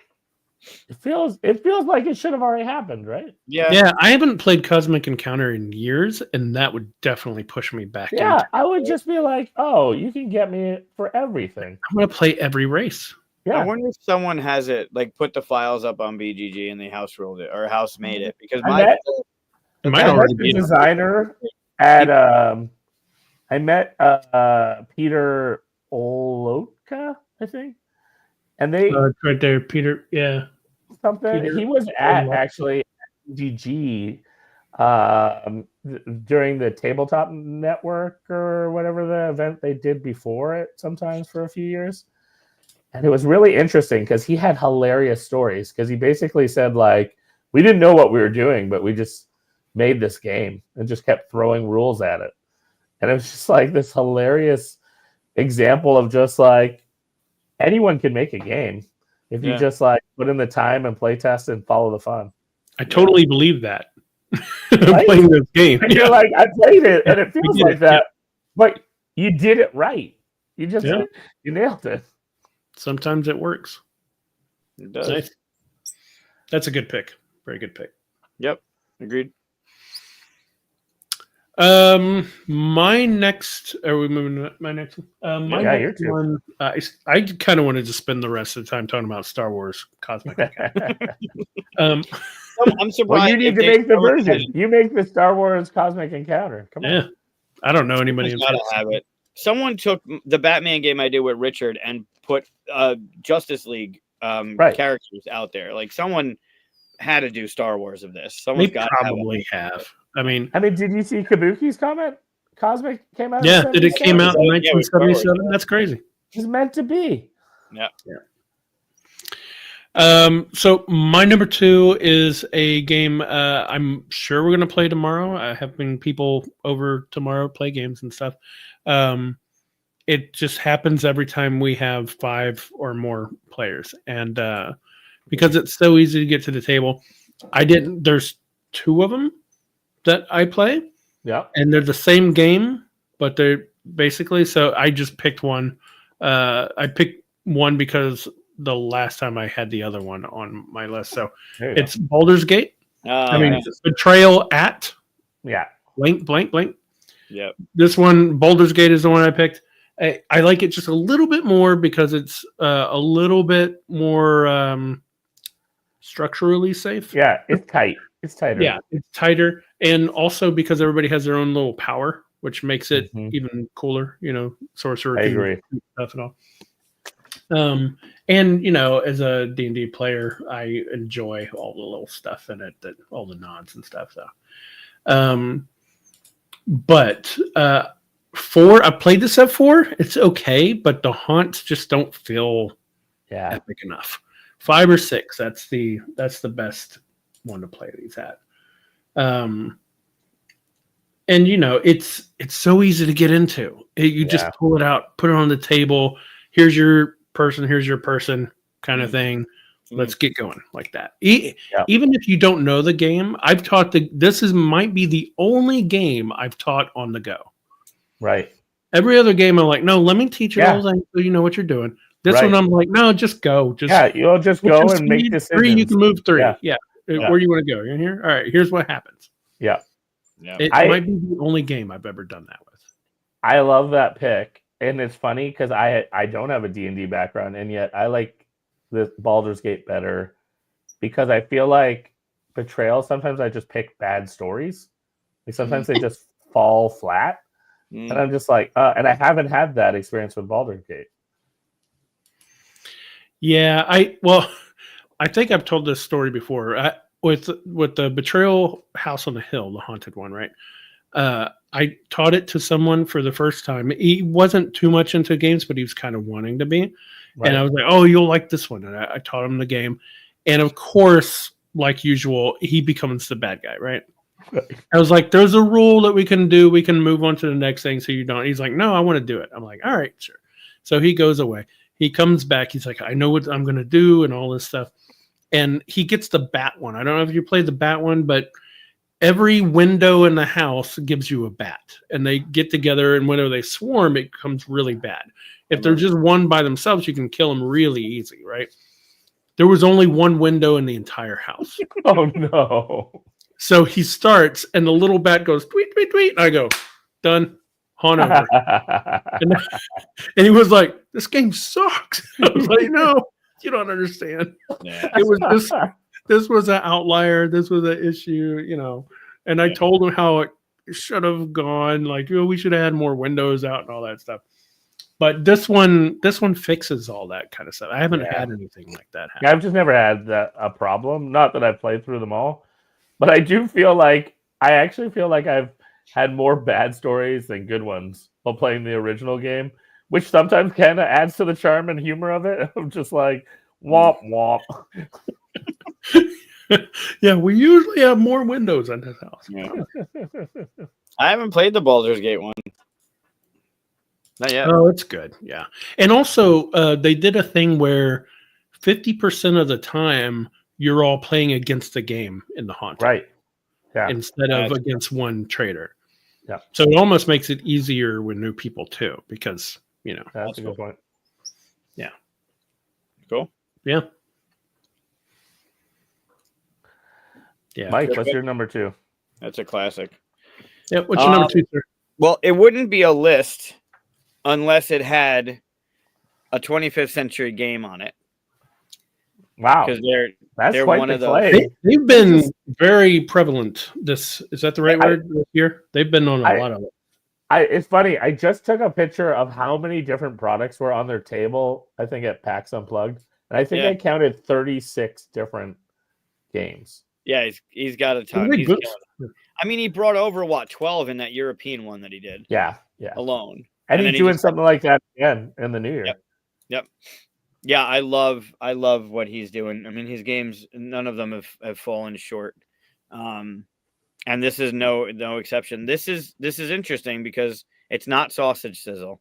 Oh, that's what I thought it was gonna be. I do like Sausage Sizzle though. That game's fantastic. That game's on every one of your lists. I thought that's it is because it's super fun. It's easily, you teach it really quickly. It's easy to bring around, but this is not. This is even smaller of a game and easier to bring around. It is card based. I played this at like 3 a.m. with Daryl. I want to say it was Origins when I learned it for the first time.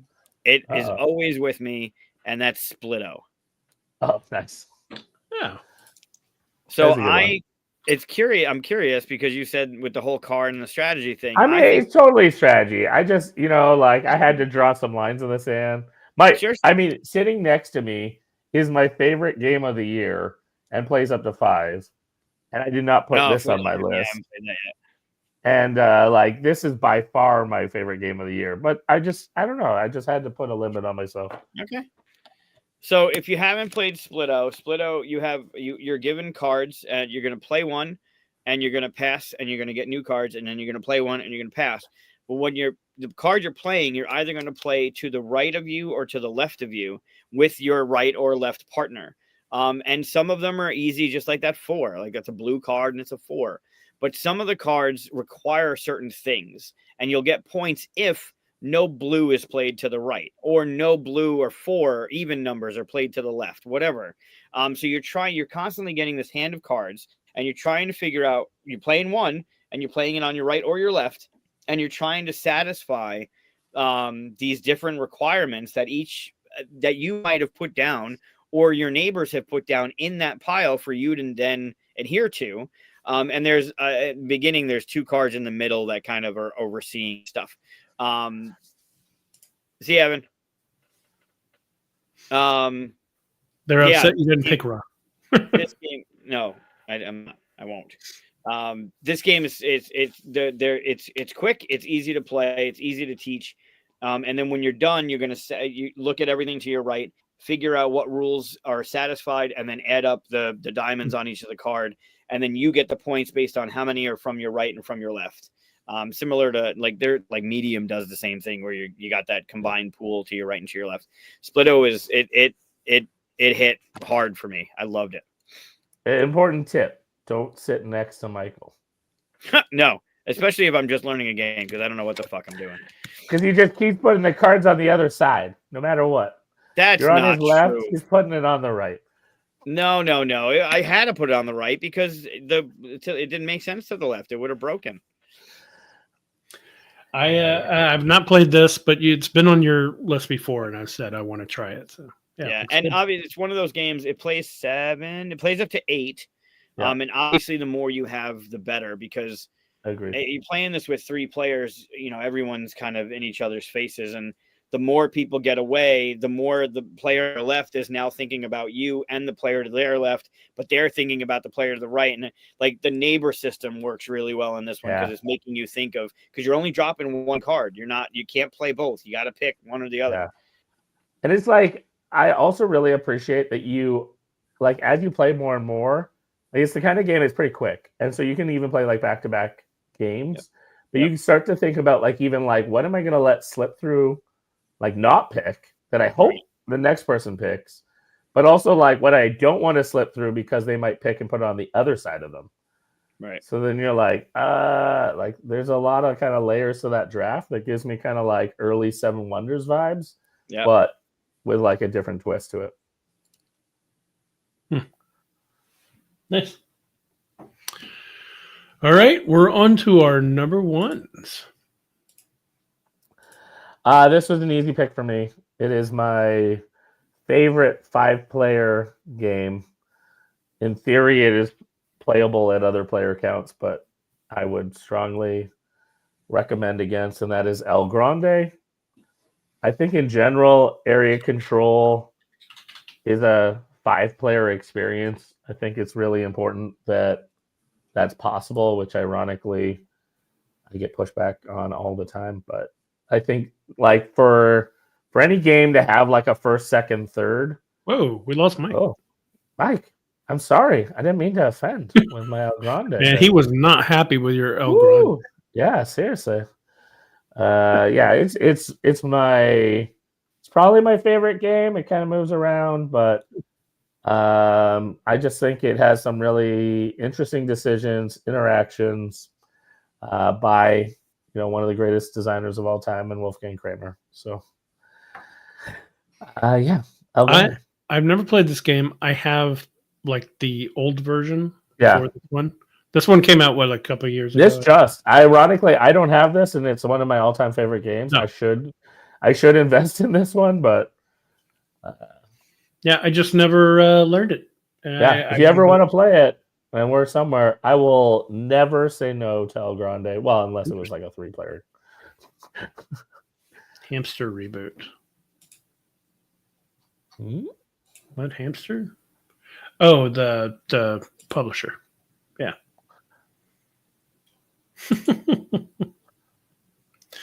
Yeah, I don't know what happened to him.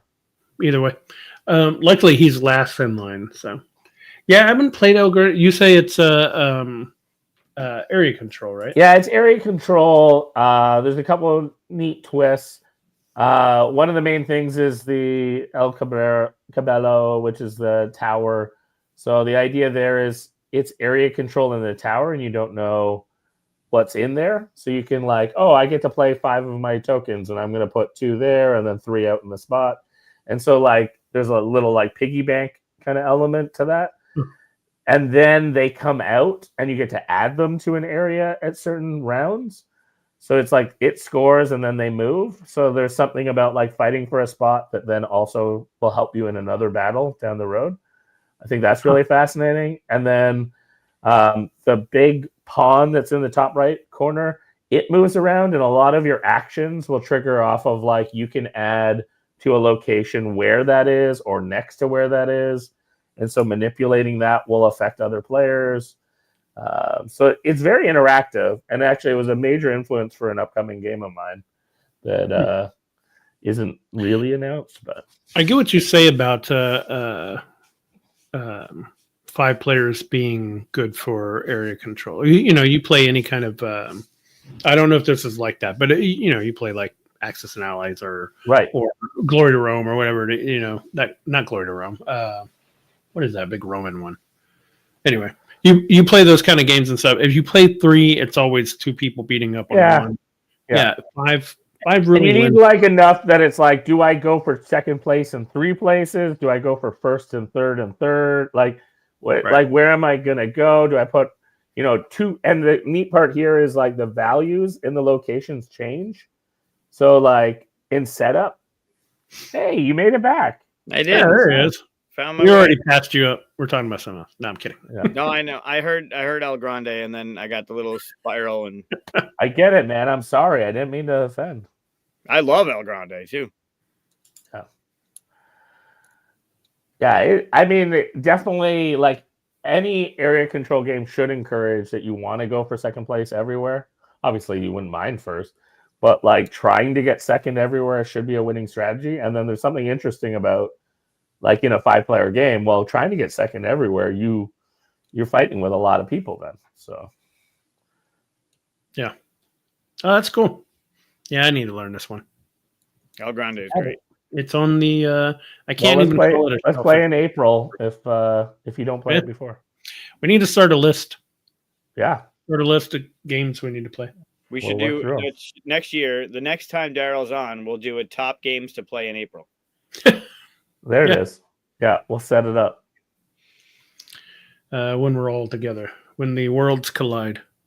So Daryl, you might have mentioned this while my computer was giving me the middle finger. I've only ever played El Grande base level, and I know there's a bunch of extra. Yeah, there's a bunch of cool expansions and such. Are they worth it? I haven't played with any. I mean, they're small, but I like a lot of them, and modular wise, I integrate. I pick and choose a few, but I think the core experience is so elegant that people should play that, and then if you enjoy it, then start adding, a few other pieces at a time. Cool, nice. I wouldn't add them all at the same time. Right, that feels like a bit of a miss. Have you played the new version? This pretty version, I have not played. And I don't know why I didn't buy it. It's kind of a weird. Usually I buy the newest, prettiest, fanciest version of any game that I like, and then I love this game. But for some reason, I'm maybe just oddly loyal to my old I forget bicentennial or whatever version, but it was a big rectangle version. Yeah. Well, it's also weird. Okay. It's also Hans and Gluck, so I don't know if you want to give them any more money. Oh, I love Hans and Gluck. I'm sorry. Everyone has strong opinions. I'm a fan of Hans and Gluck. I'm okay with it. Here's a question. There's like a Euro tradition to put a picture of the designer on a game. Yeah. Do any of you like? I know it's not on Batman, but Daryl, do you have your picture on any games? And Never would you made it. want? I would want never it. want my picture on one of No, my I games. want it. I want it, but this Do is you? this is the dream. I don't want a headshot of me like currently. I have talked about like if I get a game that's like in high demand, what I dream scenario would be. I don't know if you can pull it up, but what's the dinosaur game? Do you have pull it down? Pull it down. I'm sorry to make you work, Michael. Yeah, the Dinosauruses or whatever. You can't pull it down. That's a painting behind him. Look at that one. It's No, pull it down and show back a box. It'll make my point. I'm not. I got it. What's the name of it? I'll pull it up on here. Yeah, okay. It's in German. Type in DIE. Oh God. Yeah, that's why I was trying to save you this, but Then put space, and then SCH, and it should come up. Give me more. No, that top one. I think it says dinosaur yeah, on it. yeah, 93. Yep. Yeah. The game of dinosaurs. Yeah. Okay. Then click that and try to find back a box. There There it it is. I want that picture on a box of like me, either adult or kid. I don't care, but I just want one game to have that moment. And the wildest part is, I know the guy in the red shirt. So What? he's a game designer. I didn't know this, and I was hanging out with Dougal Grimes, and he goes, "You know that's Rob Ford," or not Rob Ford. What's his last? Anyways, and I was like, "No," and he's like, "Yeah." So we take a picture with the back of the box, and then he took a picture of himself doing the pose while holding the box, and I was like, "Internet win!" Like incredible. So that's bucket list is like I want to just have that cheesy picture moment of like me actually playing the game. I was there. I can vouch for this because we were in the game when you did it, and you texted him that picture at the table while we were playing that game. I had just hung out with him like a few months before, so that's why I was like, he lives in like Netherlands or something, but I didn't realize his dad is actually a pretty prolific game designer for Hasbro. And so that was kind of like he grew up as in a household of game designers. That's funny. All right. Well, yeah, I would never want my picture on the side of, or I would think it'd mess up the box. You don't want that picture though? Come on. Now, that picture might be fun depending on the game, but yeah, but the little portrait thing, yeah. It's weird. Leave that for dust covers on books. Yeah, maybe like on the back of a rule book, it's okay. But I see like box covers as artwork, like Right. Didn't Splendor put it on the bottom box, the outside of the bottom box? Yeah. I like when they're sneaky and they do it on the bottom box where they lift the lid and it's on the inside. That's all right. Like I think that's a nice little. Like, I don't mind that. I don't want to be on, like, the shelf. But if I could be, like, when the game's being played, I'm there. Like, kind of, like, sneaky. I think that's funny. Yeah. I could be a grumpy white guy. Yeah. I see it. Looking over a map. That'd be perfect. Hey, for Halloween, I played Abyss. I had the game. Yeah. Like that. So, all right. Do you have 5 covers? What was that? Do you have 5 covers? Like no, it was just my one cover. Okay, so my number 1. This game's in my top 10. So every now and then it pops up, but it is kind of area control and stuff. And it is area control. So again, 5-player is best for it, but there's another reason why it's best for it. So it's Cyclades or Cyclades. Oh, yeah. And the reason for me for 5 is I want all the gods available every round to choose from. Right. And if you're playing 5-player, then you have that. But if you play 4-player, then you have to randomly take one out per round. And sometimes sometimes your entire game is I have to get Ares next round, Right. or one of the other gods or something. Yeah, and when it's randomly out, that's when it's randomly out, it just feels like, oh, I lost because of a random draw out. Yeah, And that's the only thing I hate about this game. So I don't want to play it unless it's 5-player. That's a great point. Yeah, this is. I know that they're making a new one. Or they already made a new one? Yeah, it's already made.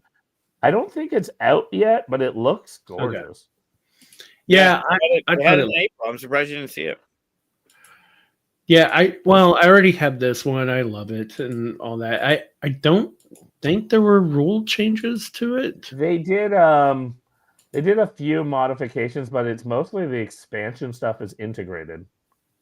Yeah, and see, I didn't know about that. So I have the Hades expansion, and I played with that. I was like, yeah, that's good, and I took it out because I like, root thing and stuff. Now I do have the Titans expansion. I haven't learned that one yet, and I've heard that was really, really good. Right. So we'll see. I can't speak to all of them and stuff, but yeah, I didn't. It was kickstarted. I think it was like Legendary Edition, and I wanted to. Again, I like to get like the new and modified, and I think they also added like a team play. So they had like the game can be played normally, and then I think normally it was only 3 to 5, and I think they came up with a 2-player mode, a team mode, and then like the classic roles. Well, I would never play any of those modes, so I'm fine with keeping my classic roles. But yeah, I adore this game, and it's weird too because if you ask me what some of my typical things that mechanisms I don't like is area control, contested area control. Like I really do like games that are area control, but it's like first person, and now you have it and it's done. You can move on to the next thing. But whenever it's like, I take this, no, I take it back. I take this. Usually I hate it. This one, I just love it. It's amazing. Yeah. So, and it's the best part of the game is right at the end when it's like, if I get this, then I can do this and win. But if they get this before I get it, they'll win before. Yeah. Like it's all these different levels of trying to get it just right. It's too good. Yeah, I don't play that game enough. I love it though. I haven't played it in a while because for whatever reason, well, I know what reasons, but my group doesn't play it as much anymore. So kind of want to play it again now that I'm talking about it more. I need to play it, so we should put that on our list. Oh, put it on the list. Yeah, put it on the list. I'll chase down the legendary version. Cool. Yeah, they brought it this past year. So Hashem brought it. I wasn't sure if it was in the box though. They had a few games where they just had like the box. No, they had the box on. I remember seeing it. I think I took a picture and sent it to Chris. Nice. This is it's another thing. Is it's really smart way of doing the map here. Is the board is 2 different boards that you put together, and if you have 5 players, cool. But if you go 4 players, flip this one over, and now you can tell it's not a full circle, like it gets shorter and stuff. Real clever way of just editing that real quick. Yeah, that's cool. Yeah, but play 5 best way. Hey, there it is. That face. Yeah, that's my number 1. All right, Mike, what is your number 1 game above all the other ones? Better than all the others? Not how it works. That's how you work. That's not how I work. What's your number 1 random game? Not random. I'm going to go with one. I mean, I can go with a couple, but I'm going to go with Endeavor. And more specifically, Age of Sail, okay. Because again, a list is not complete unless it has one of Helena's games on it. Am I or Burn Island? Okay, there it is. So are you saying the underwater one or the OG? No, not Deep Sea. Deep Sea only plays 4. Age of Sail, right? Yeah. Age of Sail. So Endeavor, the original from Z-Man, was one of my favorite games. I adored that game. I loved the way it played. I know it had its flaws, which they've corrected in this one. But I loved the way that game played. Unfortunately, I only find it good at 3. When I was playing it, I usually only had 2 people. And if I did play it, it was with my neighbors before they moved, and then they moved, and I didn't have 3 people to play with. And then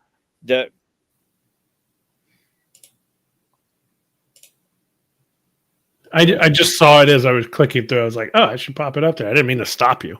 It was supposed to be nice and fluid. Like, I know you're not supposed to notice it. Usually you don't listen to me to begin with, but when things start popping up, I'm curious. Maybe you're trying to get me to shut up or something. I was listening. Wrap it up. I agree with this one. This is a great one.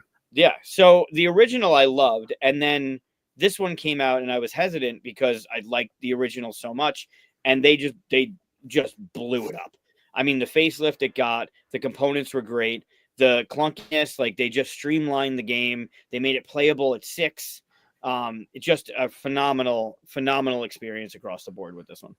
And it's Bird Island. If it's KTBG and Bird Island, they're the same. So Bird Island does the heavier stuff, and then they co-publish this with Mark from Grand Gamers Guild, who also does amazing stuff.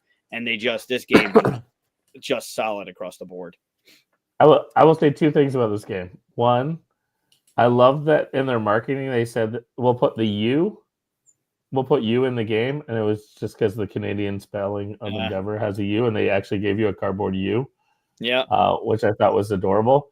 But I will say that I miss the original cover.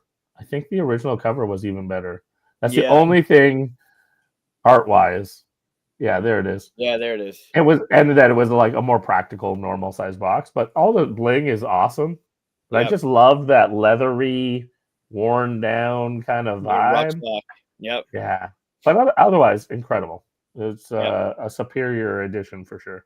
Yeah, it's bigger box for sure, and they added a bunch. I mean, it deserved the facelift, and it got treated superbly. But yeah, I do like the front of this box being like the little rucksack with the maps in it and stuff. That was clever. But this one, like, it's just a trunk. It's like it was just bigger. But man, this game was super, super cool. I loved it. Yeah. That's a great pick. I wish I had this game. I don't have it. Oh, it's so good. It's so good. Even the original. Like, the original's still good. Like, playing it still does the things. Just this one. I mean, the attention to detail and the quality and the components and all the things that you just know that is going to come in that box when you see certain logos. It's just, this game just killed it for me. It was awesome. It's my favorite game from Helena. This one. Yeah. It's hard to pick. Like, we asked her when she was on the show, like, what's your favorite? And this was, I think Endeavor was hers. Right. Yeah. I mean, that was kind of even her motivator to start. So it makes sense. Like, a game that Sherry loved that she got to bring new life to. So that makes a lot of sense. I haven't played the underwater version yet, though, and I've heard really good things about it. Oh, it's good. We played it on one of our episodes with Sean. Yeah. Was it Sean that we played with? Yep. Yeah. Makes sense. Because we had them both on, so I didn't remember. Oh, and the designer was with us, right? Oh, cool. Is that right? Oh, no. I'm thinking of Save the World. How to Save the World. Save the World with Yuval, yeah. I missed the Deep Sea one because I think one of the kids was being born. Right. Yeah. No, it was good. I had to weigh that one out. Endeavor. I mean, the older one is still good, and like Daryl said, the cover for sure. But this one's phenomenal. This is a great, and it doesn't add too much to play at the higher play counts. I think it rewards higher play counts. Yeah, because more of the board is open to you, more of the map. Like, with less play counts, you're closing off some of the maps, so you can't go to certain places. Have limited action spaces. Full play count is the way to go on this one.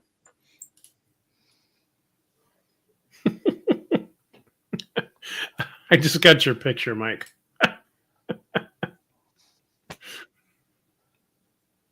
And it's me. I mean, that's these pajamas and this hat. Like, I can see it. Yeah. Fucking stupid. Yeah. So that's a good list. What good list. Talked about that you want to talk about? Some list.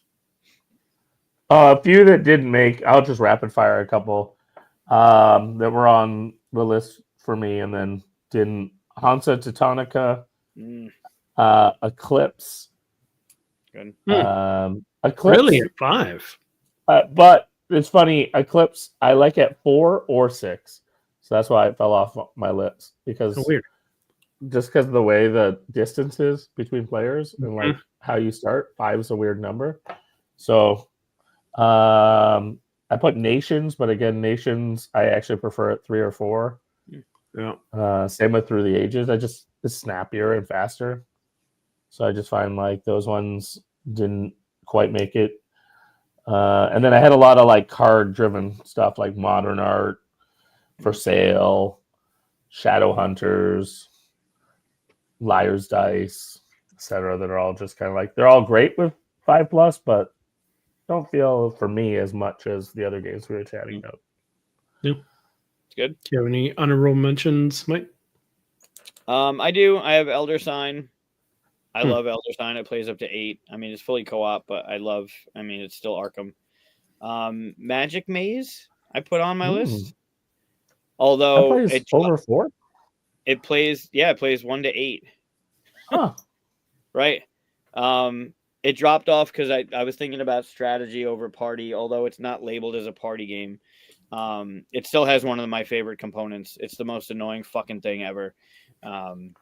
But I like Magic Maze. Ethnos is on mine.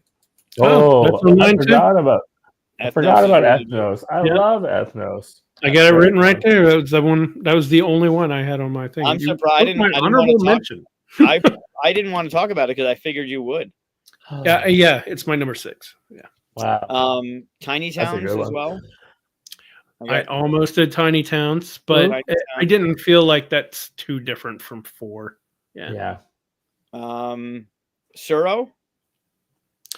I almost did that too, but I was questioning: is that strategy? I guess it is. Yeah. I It feel feels it real is. light.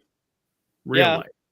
But like it's funny, Calliope always like prides themselves in games that like have high play count, really streamlined rules. Yep. So it's like it's pure Calliope to Yep. me. Like, And then I also had Citadels on my list because I like it. And then more modern stuff that I don't know, it falls into that. High play count is better, but I'm curious what you think about this. Flip 7.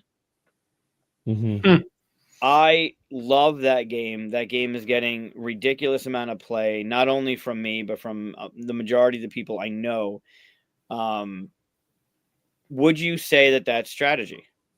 I wouldn't. I mean, I feel like that's Cheeky Monkey, No Mercy, Family Business. Like I can name like 3 or 4 games that I feel like exact same gameplay. Yeah. And none of those would I say like, oh, let's jump into a deep strategy game by any means. Right. I think there is strategy, but yeah, there's a difference between strategy game and game with strategy. Right, sure. But I mean, it's all subjective, right? We all have our different stuff. I wouldn't have called it strategy either, but I did actually think of it. I only played a demo of it at PAX. I haven't been able to find it or anything because they were sold out. Yeah. And I was like, why did you teach this to me if you can't sell it to me? Because you can go get it on the website. Yeah, I know. Well, and they want the hype. I'm curious. They have on the box that it's playable 3 to 99 players. I played a game of 18, which is great, and I get it. But the game is 94 cards. So if step 1 of the game is give everyone a card, and then step 2 is you either pass or hit, how do you give 99 players a card with 94 cards? Like that doesn't totally. Yeah. Well, they do say, I think they said something like whatever the threshold or number is, like that you should do a deck per 10 or something or whatever it is. Oh, they say something about like you should add more decks. They in the demo, I think it was like 12 of us. Right. Yeah. So maybe it's like every 20 or something. But yeah, we brought that up at one point and we were like, how does that work? Cool. Because it was 18 of us at Shy Tag. Tony was playing, and it was hilarious because like I kept being like, well, I'd rather this as a house rule. And he'd be like, shut up. And I'm like, I'd rather this as a house rule. And he'd be like, shut up. And I'm like, well, it does it better. And I would like reference another game. He'd be like, Daryl, you're killing me here. I'm trying to sell some copies. You should go buy this other game. Yeah, that's all that I had. Yeah, those are good. Yeah, that's all that I had. Cool. What about you? Cool list. I have a request. We're talking about games. We were talking about games that we should play next time we all three meet up in April, right? I have a request. I want to play Arkham Horror with you, Mike. Okay. And Daryl, if you, I would happily join, just because one of the things that I recently, I'm trying to do more often now is play people's favorite games with them. yes, that's why, because it's his nice. favorite game. Yeah. I want to enjoy. I want to see the ultimate enjoyment of the game, right? Yeah. And my sister-in-law, it's her favorite game too. So Cool. I've seen that before, but I feel like, I don't know. I feel like I just really want to sit down with friends and play their favorite game and see that level of, that kind of thing. Yeah, and when you were just talking about it before, I was like, I want to play Arkham with Mike. All right. Yeah. And of course, we'll do it at the limited number of people that you think is best, which is crazy. I'm fine with 3 or 4. I'd run it at 8. I wouldn't play in it, but what's your favorite player? What's your favorite? I'd like 3 or 4. Oh, okay. So that's really why it wasn't on this list. Okay. I don't know, you can't really see it, but over there in the corner, these 2 Star Wars boxes are full of all the monsters, the Fantasy Flight monsters, like painted monsters. Oh, cool. And then that top one are all the investigators. It's like a tackle box, but each one, like I have all of the painted, I have all the monsters. I have all Love of it. Yeah. Bring it. Yeah, I want to experience that. Okay. It probably won't be there, so you have to bring it. Yeah. It'll be there. They won't have all the stuff. But bring it. Bring the stuff. I want the full experience. Just bring everything. Bring everything you want to play with. Everyone assumes everything will be there, and then we remember that there's a bajillion games. Yep. Yeah.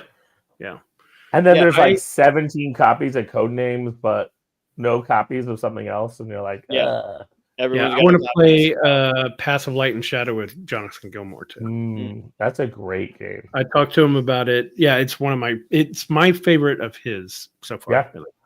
And it's my favorite deck builder. And I told him that, and he was like, "Well, is it here? Well, I'll play it with you." I was like, "Oh my god, is it here?" And I ran around. I was like, "It's not here." Yeah, so, I hate deck builders, and I love that game because for me, that game solves deck building. Yeah. You like Path over Dead of Winter? I do. Yeah. I just played it Path like a week ago, I think again, and I was like, "Yes, I love this game." I haven't. It had like an expansion or a remake or something. I have the expansion. I haven't learned it yet, and it's because again, it's like I got the expansion because I love the game, but at the same time, I love the game. Does it need an expansion? Yeah. I like the original game, and then it also perturbs me that John wasn't part of the expansion. Yeah, so. That, and also I don't think Beth Sobel did the artwork for the expansion, and it's. Yeah. And sorry if the artist finds, I'm sure they wouldn't, but it's just not the same. Yeah. Oh. So I might try it sometime, but I'm in no rush. Yeah. Happy. Night, Evan. Oh, night, Eric. You left too? Are you still here? No. He has not dropped out again. Not yet. Good shit, guys. Yeah. Good list. We have a crossword puzzle. Yeah, it's something I don't know. I figured it's the holidays. Let's do something non-gamery for I don't know. We just have some fun with it. I think we'll be able to do it. I don't see why we wouldn't be able to do it. We're intelligent people. Also, we have 13 people watching right now. So should I put it up? Because if I put it up, everybody's going to be able to read the stuff right away and answer it all before we get here. Right. Should I hide everything except for the first one and just go down the list? I guess work together better. Otherwise, everyone's seeing things. Yeah, that's true. That's true. Yeah, if you can do it, the whole thing would just be answered. Yeah, I agree. Eggnog. I just had. What did I have Saturday? Ooh, I love eggnog. Evan Williams makes an eggnog. A little strong, but it was good. It's a whiskey eggnog. Mm, All right, so here's what I did. I hit it behind this little wall. Oh, here. perfect. like it. Like it. All right, that's the That way we can all do it together. Yeah. You know, Yeah. in the style. All right. So crosswords, there's a cross and down, and we're gonna try and We're not done. Don't go. figure this out. Oh yeah, help us with the crossword. Yeah, help us with the crosswords. None of us know this. You didn't read the answer. I saw the first one. That was the only one I saw. The two across, which I haven't looked at any of it. What's our starting letter? Where are we? I don't see the All right, numbers. so we're going to start across at number 2. This one right here. Oh, Mary. Yeah, that one's easy. Yeah. Okay. That's the only one I saw. Starting off easy. It's E or what? It's like a life. Yeah, RR. Yeah. Like a I life should do this motto. I should do this in caps. That's better. Oh, nice. All right, cool. All right. Well, sorry, we didn't need you after all. We know that one. All right, let's see. Maybe it'll get harder. Maybe Oh, not. that's pretty easy. All right, do Deck that. the hills. Is that right? Deck the hills. Yeah. What is a coquito? A what? Oh, those are good. It's like Puerto Rican. I'm guessing. I don't remember what's in them. I've had I one. think jazz is. Coquito. I don't know. I'm in. Whatever it is, boozy, smooth drink. Sure. The more the okay. right. Plural. It's gonna be an easy one, dude. Yeah, I Very feel good. like we are experts. Yeah. And Okay. kind of reusing Mary. I gotta make me some coquitos now. You know what? For the ones going down, we shouldn't look at the question. Right. We'll Sure. try to answer them. What? Cool enough to Cool enough freeze to the freeze the tail tail off off the- Okay, this one. I Oh. don't know. I know because Reindeer. of the letter hints. Yeah, reindeer. Yeah, reindeer. Oh, okay. Yeah, I wasn't looking at the IND. Yeah, the hardest part for me would be the spelling. So The Yeah. spelling. Yep. The spell. I've never heard that though. Cold enough to freeze the tail of a reindeer. yeah, is that a thing? I don't know. What? Like turkeys Turkey. voting for For Christmas? HR. Yeah, it fits. But what does that even mean? So I just went with the C and the S. Yeah. Does anybody know what? Is that a thing, or are they just really obscure? It is messing with us. Yeah, I and don't- also putting Christmas as an answer on a Christmas list. It's a little. Yeah. We'll know if that's right. If I mean, Mary and Merrier already has me Yeah. going like, really? Nobody's pressing to knowing anything about. no, not yet. We'll see. All right. All the blank of the season. Days? Joy. Has to be joy. I didn't look at the thing. Although I haven't heard anybody say all the joy of the season. Are these lyrics? And, Yeah, I don't know what this is.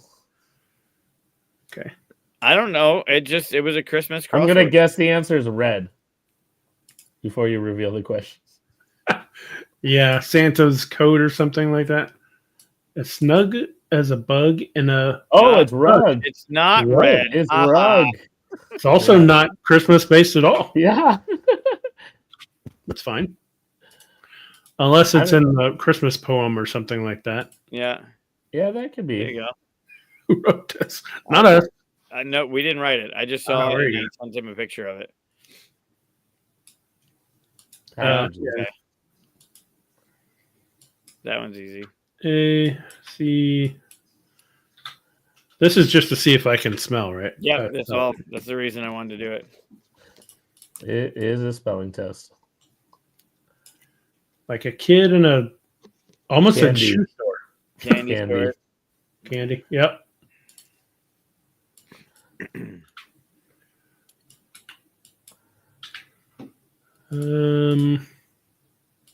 What do you think the next one is? That's a good question. Starts with a P? Yeah, that's interesting. Ends with a T. I was gonna say like peppermint, but this doesn't fit. P. Christmas pea. What? What Parrot? is a pea? What does that have to do with Christmas? Oh, the Christmas parrot. Partridge? No. Patriot. Patriot I like fits. your answer, Sarah, because it fits, but Yeah. why? I hope it's not, but it fits. Huh. All right, let's find out. Wrapped up like a present. Ah, damn it. Good You job. Why should didn't we have come got up with that? I'm embarrassed. I like the guessing without knowing. That was Yeah. more fun. at this point? Yeah. So what's the H? Hot dog? Hot dog. Yep. Why? What is that? Christmas hot dog? Nothing like No. a Christmas hot dog. No. Well, It's gotta be also, something it else. doesn't matter because it doesn't cross with anything. You could- Humbug. That's way Oh, better. I love humbug. that answer. Oh, humbug. Yeah, Yeah. humbug. Way that's better good. than hot dog. Let's see it. Hey, I can wrap it into Christmas though, because the word hot dog always makes me think of It's a Wonderful Life. Every Okay. time he goes into the soda pop store, he hits the little lighter, and if it turns on, he goes hot dog. Mhm. I mean, that would be an awesome crossword question. Like what is said? That would be deep, deep cuts. There you go. Humbug. That Good was job. the movie I grew Well up done, with. Sarah, Bobby. Oh, I'm putting in hot dog. I love that you're doing hot dog. I love that it still fit. Like it doesn't change anything, It's which is in my horrible. head. Yep. It's hot dog. I don't care. All right, right. so let's guess the downs before we see them. All right, True. number one, tree. It has to be tree. Oh, Yeah. I was thinking true. That's so funny. Should we put them in without even looking at the? Some kind of freaked out. Let's try it. Let's see what I don't know if any of them will work. Screw up anything else. Froze up on me. Uh oh. Houston, we have a problem. No bueno. Hold on. Oh no. Can you click on the lettering or not at all? The whole thing's frozen on me. Oh boy. Oh, I just got a crash error. Hold on. Let me fix it. Talk about humbug. Fill the air. Come on. Humbug hot dogs. We're starting the business. Oh, okay. Well, then what was your family movie growing up for Christmas? Oh, it was whatever I wanted because I was usually by myself. Besides Die Hard. You didn't have like a movie that your family growing up were like, this is We our watched Christmas them all. movie? We watched them all December. December was like as many Christmas movies as you could fit. So it's probably like, I mean, people are naming some in the chat. Miracle. Yeah, definitely watch that. I've never seen that movie. I mean, it's slow. Yeah. Oof. Yeah. I was always like, as a kid, kind of being like, can we watch something funnier and faster? Mine Something were always better. the cartoons. Mine was always the Rudolph and the Frosty and the Yeah. Santa's the town. Yeah, like, Frosty the Snowman, the Yeah. Grinch, the Grinch. Yep. like the OG. Like Oh yeah, the Grinch was Grinch. definitely. Yeah. That was on my always. By the way, has either one of you seen just the new Grinch? No, I 3D love the Jim Carrey, but I haven't watched the Grinch. See, I didn't like the Jim Carrey, but the new one, oh man, the new one is really we good. just talked about that one Really? too. Yeah. The one Home with- Alone was always on my Home rotation. Alone. But then you hit, Uh, I mean, Christmas Vacation. Once that movie came out, we started Sure. watching that. Jesus. Christmas with the Cranks. I remember Yeah, watching a lot. That was good. Four Christmases is funny too. For Christmas, Scrooged. I love Scrooge. Scrooge. Muppet Christmas Carol. Yeah, It's so good. yeah. Okay, I what's your watched favorite now? Twice last week. Is it Merrily? Is that what this was? Merrier. More than Merrier. Merrier. The Santa Claus. Yeah. Oh, that's a good one. That was a classic kind of moment back in the day. I want to watch the Yeah, Christmas Chronicles with what's his name? Kurt Russell, but I haven't watched any of those yet. There's two of them, I think. Oh, White Christmas. I always had to watch, and that one was really slow. White Christmas. Reindeer Games. Just kidding. Please stop. Yeah, Scrooge was always a fun one. Elf. Elf. I was just watching that Saturday. Oh yeah, Elf is good. Yep. Oh, Those are on rotation. Christmas. You know that was Jon Favreau's first movie? Yeah, Elf. Really? Yeah. That's funny. I thought it was Swingers.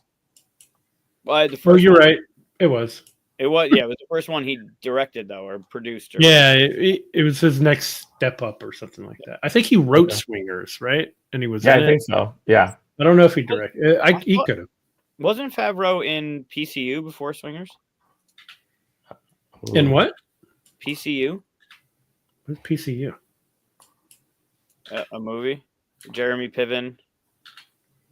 Yeah. Never heard I of don't know that film as well. Charlie Brown Christmas? Not Christmas related. That was Favreau related. All right, I got us back to where we need to be. Cool. So we just put in tree. Tree. I thought PCU was before Swingers. What is H blank R blank E? Oh, right. You missed an R in Mary, but that's okay. What? You missed an R in Mary. And you missed an L in Halls? And you missed a hell. What the hell is wrong with you? I was Russian. Jeez. Horde. Nice, Sarah. Yes, the Christmas. The Christmas Horde. I mean, it could be shopping. It could be like malls are full of. Yeah. Yeah. The E at the end is interesting. Yeah. Because that would be like Herald or. So it was tree. Okay, perfect. Harp. Let's try to get this. Oh, Rudy was first. Huh. The Christmas harp. Oh, Rudy, of course. He was the Yeah. the I roommate. thought that was after PCU. Was he in Rudy?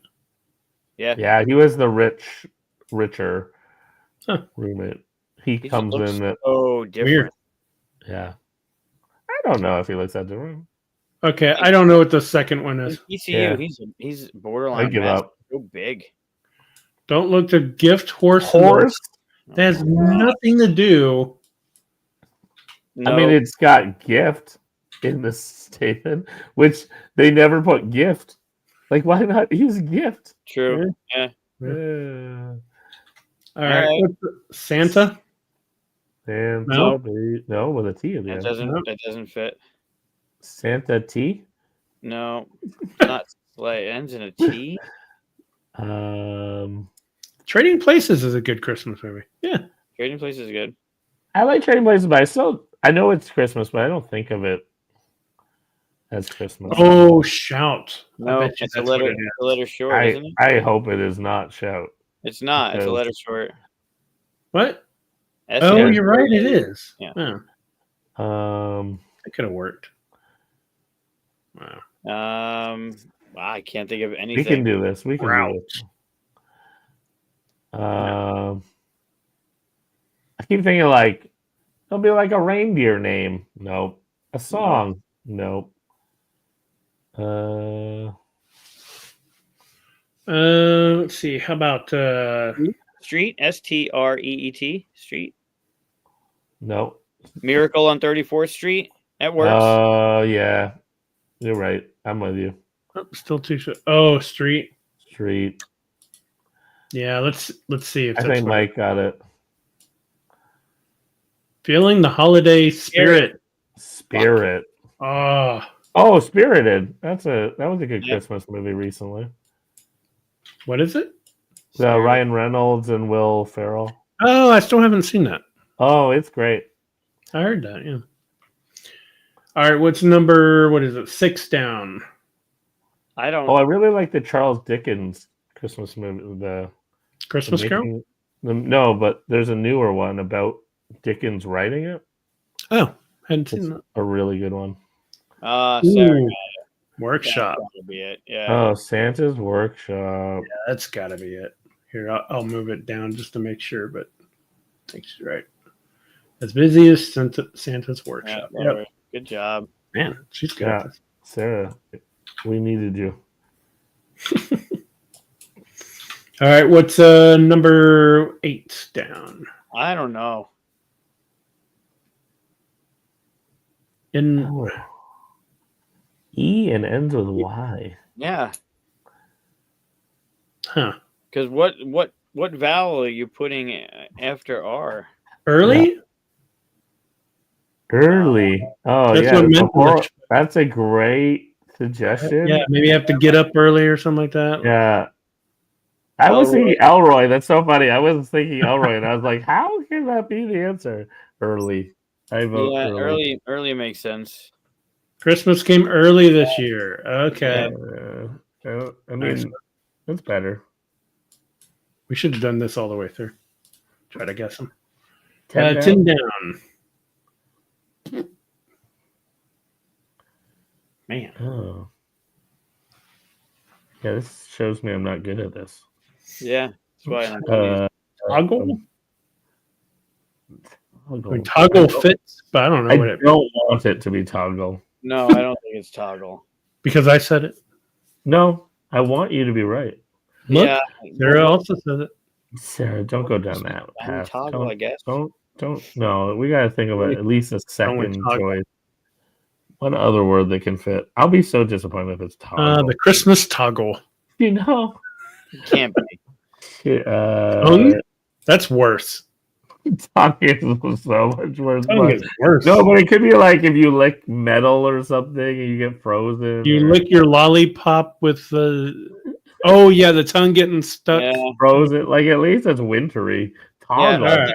of the two, I prefer tongue over toggle. Yeah, I Yeah, you like tongue. Yep. Yeah, speak into a bowl, right? Don't get your tinsel in a. Ah, fucking tangle. I have it. Tangle. I have it upstairs. I have that Tangle. thing upstairs. Yeah. Listen, it's clearly toggle. I will send you a picture on Discord. I have it upstairs. It's where I have my wallet and my keys, and I have a frame that says "Don't get your tinsel in a tangle." Damn it! That's so funny. All right. That was yours to have, Mike. I You know. just missed it. Drop the ball. What's 13 down? Yeah, I hate tinsel. I haven't had tinsel in my life in a long time. Panda-ing? Perfect. Tinsel is the devil. Tinsel. Ooh, pudding. Pudding. Well, now I like pudding. Great suggestion. Pudding is good. I think that's it. Want to check? Yeah. Yeah, Pretty sure. funny. The proof is in the pudding. Not a Christmas saying at all. Nope. But, Well done, Mindy. although I think pudding is a more British kind of Christmassy thing, right? I mean, I grew like my parents are British. It's still No? it's not that. I don't know. Pudding's No. pretty.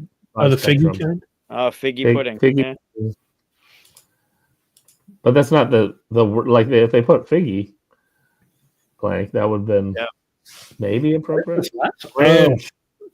Nice. You got it. Good. That's got to be, right? Yeah, it has to be Grinch. Gotta be. Don't be a Grinch. Yep. Yeah, my Yes. answer would have been different, but the letters are saying Grinch. What would Scrooge? you? I, You were going to say Scrooge? That would have been Dick. well, I was gonna say dickhead. I just saw a meme recently. That's year long, though. Yeah. Yeah, This is I a just holiday saw- version. I just saw a video of a dad being like, "What's your piece of advice?" And they're like, "Spend less time with your kids," but his accent, and he's really saying dickheads, but they keep thinking he's saying like, "Spend less time with your Dick. kids." Oh my! Hey, it could be the same if you got bad kids. Yeah, exactly. I just love that video. That was like Stefan telling us that he spent Yes. all that time in Disney. That's one of my favorite stories. He's got such an accent, but he was telling us how he spent time down in Disney World because they had him taking like promo pictures of a new game coming out for it was Dixit, but it was the Disney version. And the way he was saying it, he kept saying they had me. I was down there. I had to meet with the princesses, and I'd have to take a picture with my dicks out. And Yeah, Dick's at Disney. He kept saying he was taking pictures of Dick's at Disney. But it was Dick's at Disney. But the way he was Dick's saying at it was Disney. Dick's at Disney, it was That's hysterical. hilarious. Oh my god. We're like, no, don't say that. It was so funny. He didn't hear it, so we're dying, and he's Yeah. just leaning in.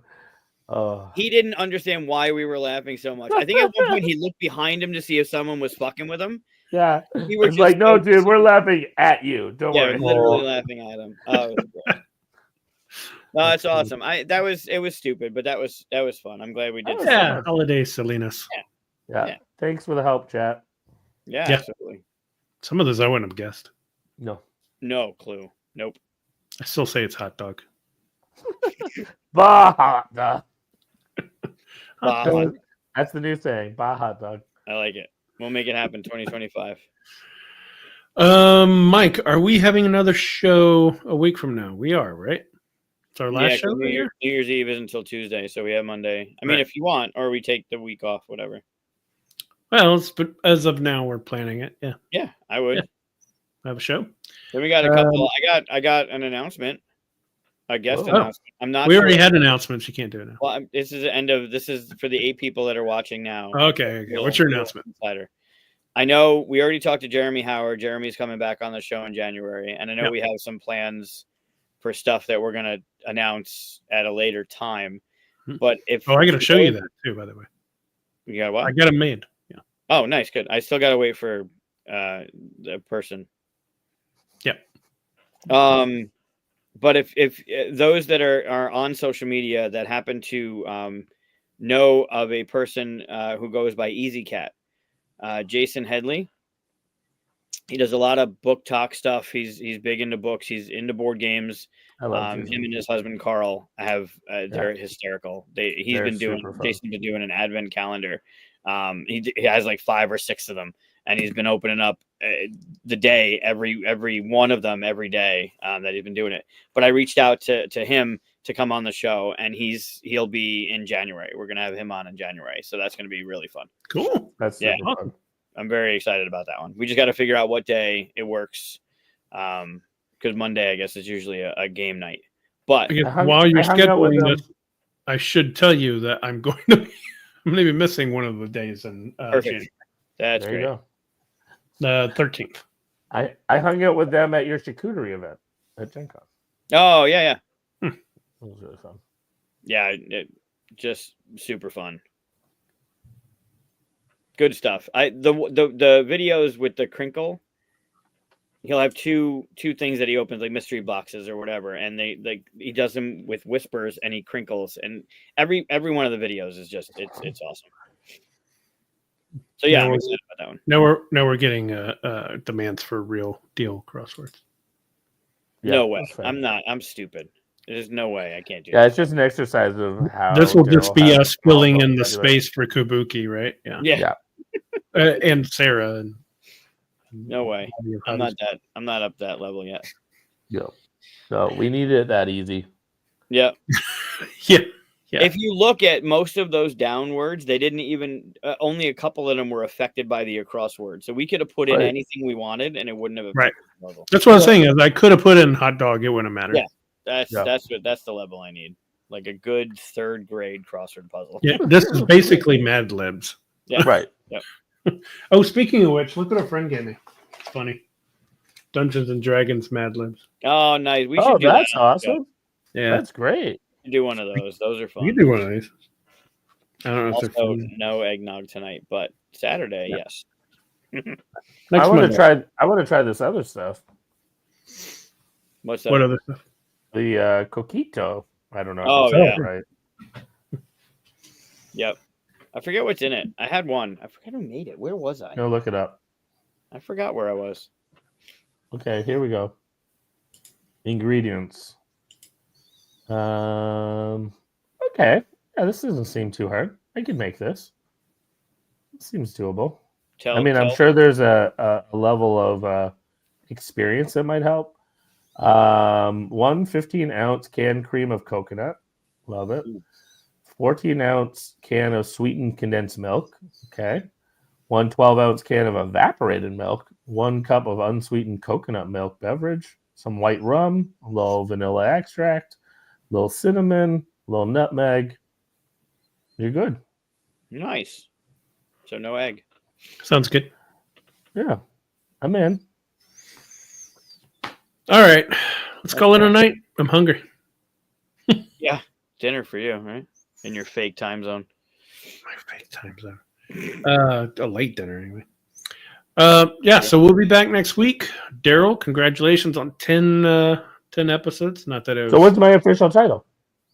Oh yeah. Oh yeah. We didn't get anybody to. I didn't remind anybody. And We got had one suggestion, which was what was it? Deca dude or something? Deca guest. Deca guest. It's all right. It's okay. 10 cider. 10-cider. Does that mean I have to wait till 12 before I get my next? Yeah, then you'd be a 12 cider. Yeah, 20 cider. No. Maybe we don't give you anything till you're 42 timer. Because I'm working my way up. I'm working my way up to a 42. Yeah, you can there. So you are most revisited guest. What I need to know so that when others reach this goal, I can just like randomly pop in and be like, "Welcome to the club." You're our most guest. There you go. Most guest. our most guest. No, but like you got your dangerous designer and such. I need a little something. Blasphemy. Yes. Happy Christmas Eve. Happy Christmas Eve. Yeah, we never got a nickname for you. Oh, we got to come up with something. Yeah, I need something. I mean, it doesn't have to be related to 10. It might be my title until 20. How about a title that just says you're the most that have been here, and that way, if someone like starts racing you for it, you could. Oh, you want it to be a battle? I was hoping that it would be a club that others could join. Well, I don't like cooperative games. No, I'm kidding. Well, wait, ours is more about the stuff that we've designed, right? You're Troublemaker because you designed Trouble and you made it. The Dark Designer for the Dark Knight and Batman. Sorry, Daryl, you can't have that one. That's fine. Yeah, you both did Batman, so yeah, I'm not. This is actually the Dark Knight. I need to give me a Batman game. Apparently, they're just everywhere. Anybody can design one. You just gotta put your name in the hat. Kabuki, I like that, but I don't know about a nickname for Daryl. But I like that it's the Decadence Club. That's pretty good. Well, then I can just be the first member of the Decadence Club. Right, but you want that to be your just tag? team Decadence? Something? Club member? Club Decadence. Almost said Decadence. Don't do that. Decadence. That's fun to say. Oh, we'll have to figure something out. All right, we'll figure it out for the next time I show up. I'll have the title by then. Club X. Yeah, and by the time you get here and be the 30th person, it'll look bad. But yeah, Club XXX. Decaduke. Daryl. Well, you can't be Club Daryl. Then we can only have Daryls meet this level. Yeah. How many Daryls? No, it could. I think Club Deca. Oh, it's always Deca. Oh, Deca person. Deca name. I mean, that's time. You just heard it right there. That was it. Dr. Deca. All right. We'll figure it out. Too late for me to come up with some. Yeah, too tired. All right. Bye, everybody. Have a great holiday. Merry Christmas. Great to see you guys. Daryl, thanks for coming in again. Chris, always a pleasure. Merry Christmas. Merry Christmas. Merry Christmas, y'all. Happy holidays. Oh, did I hit the wrong button? Oh, here we go.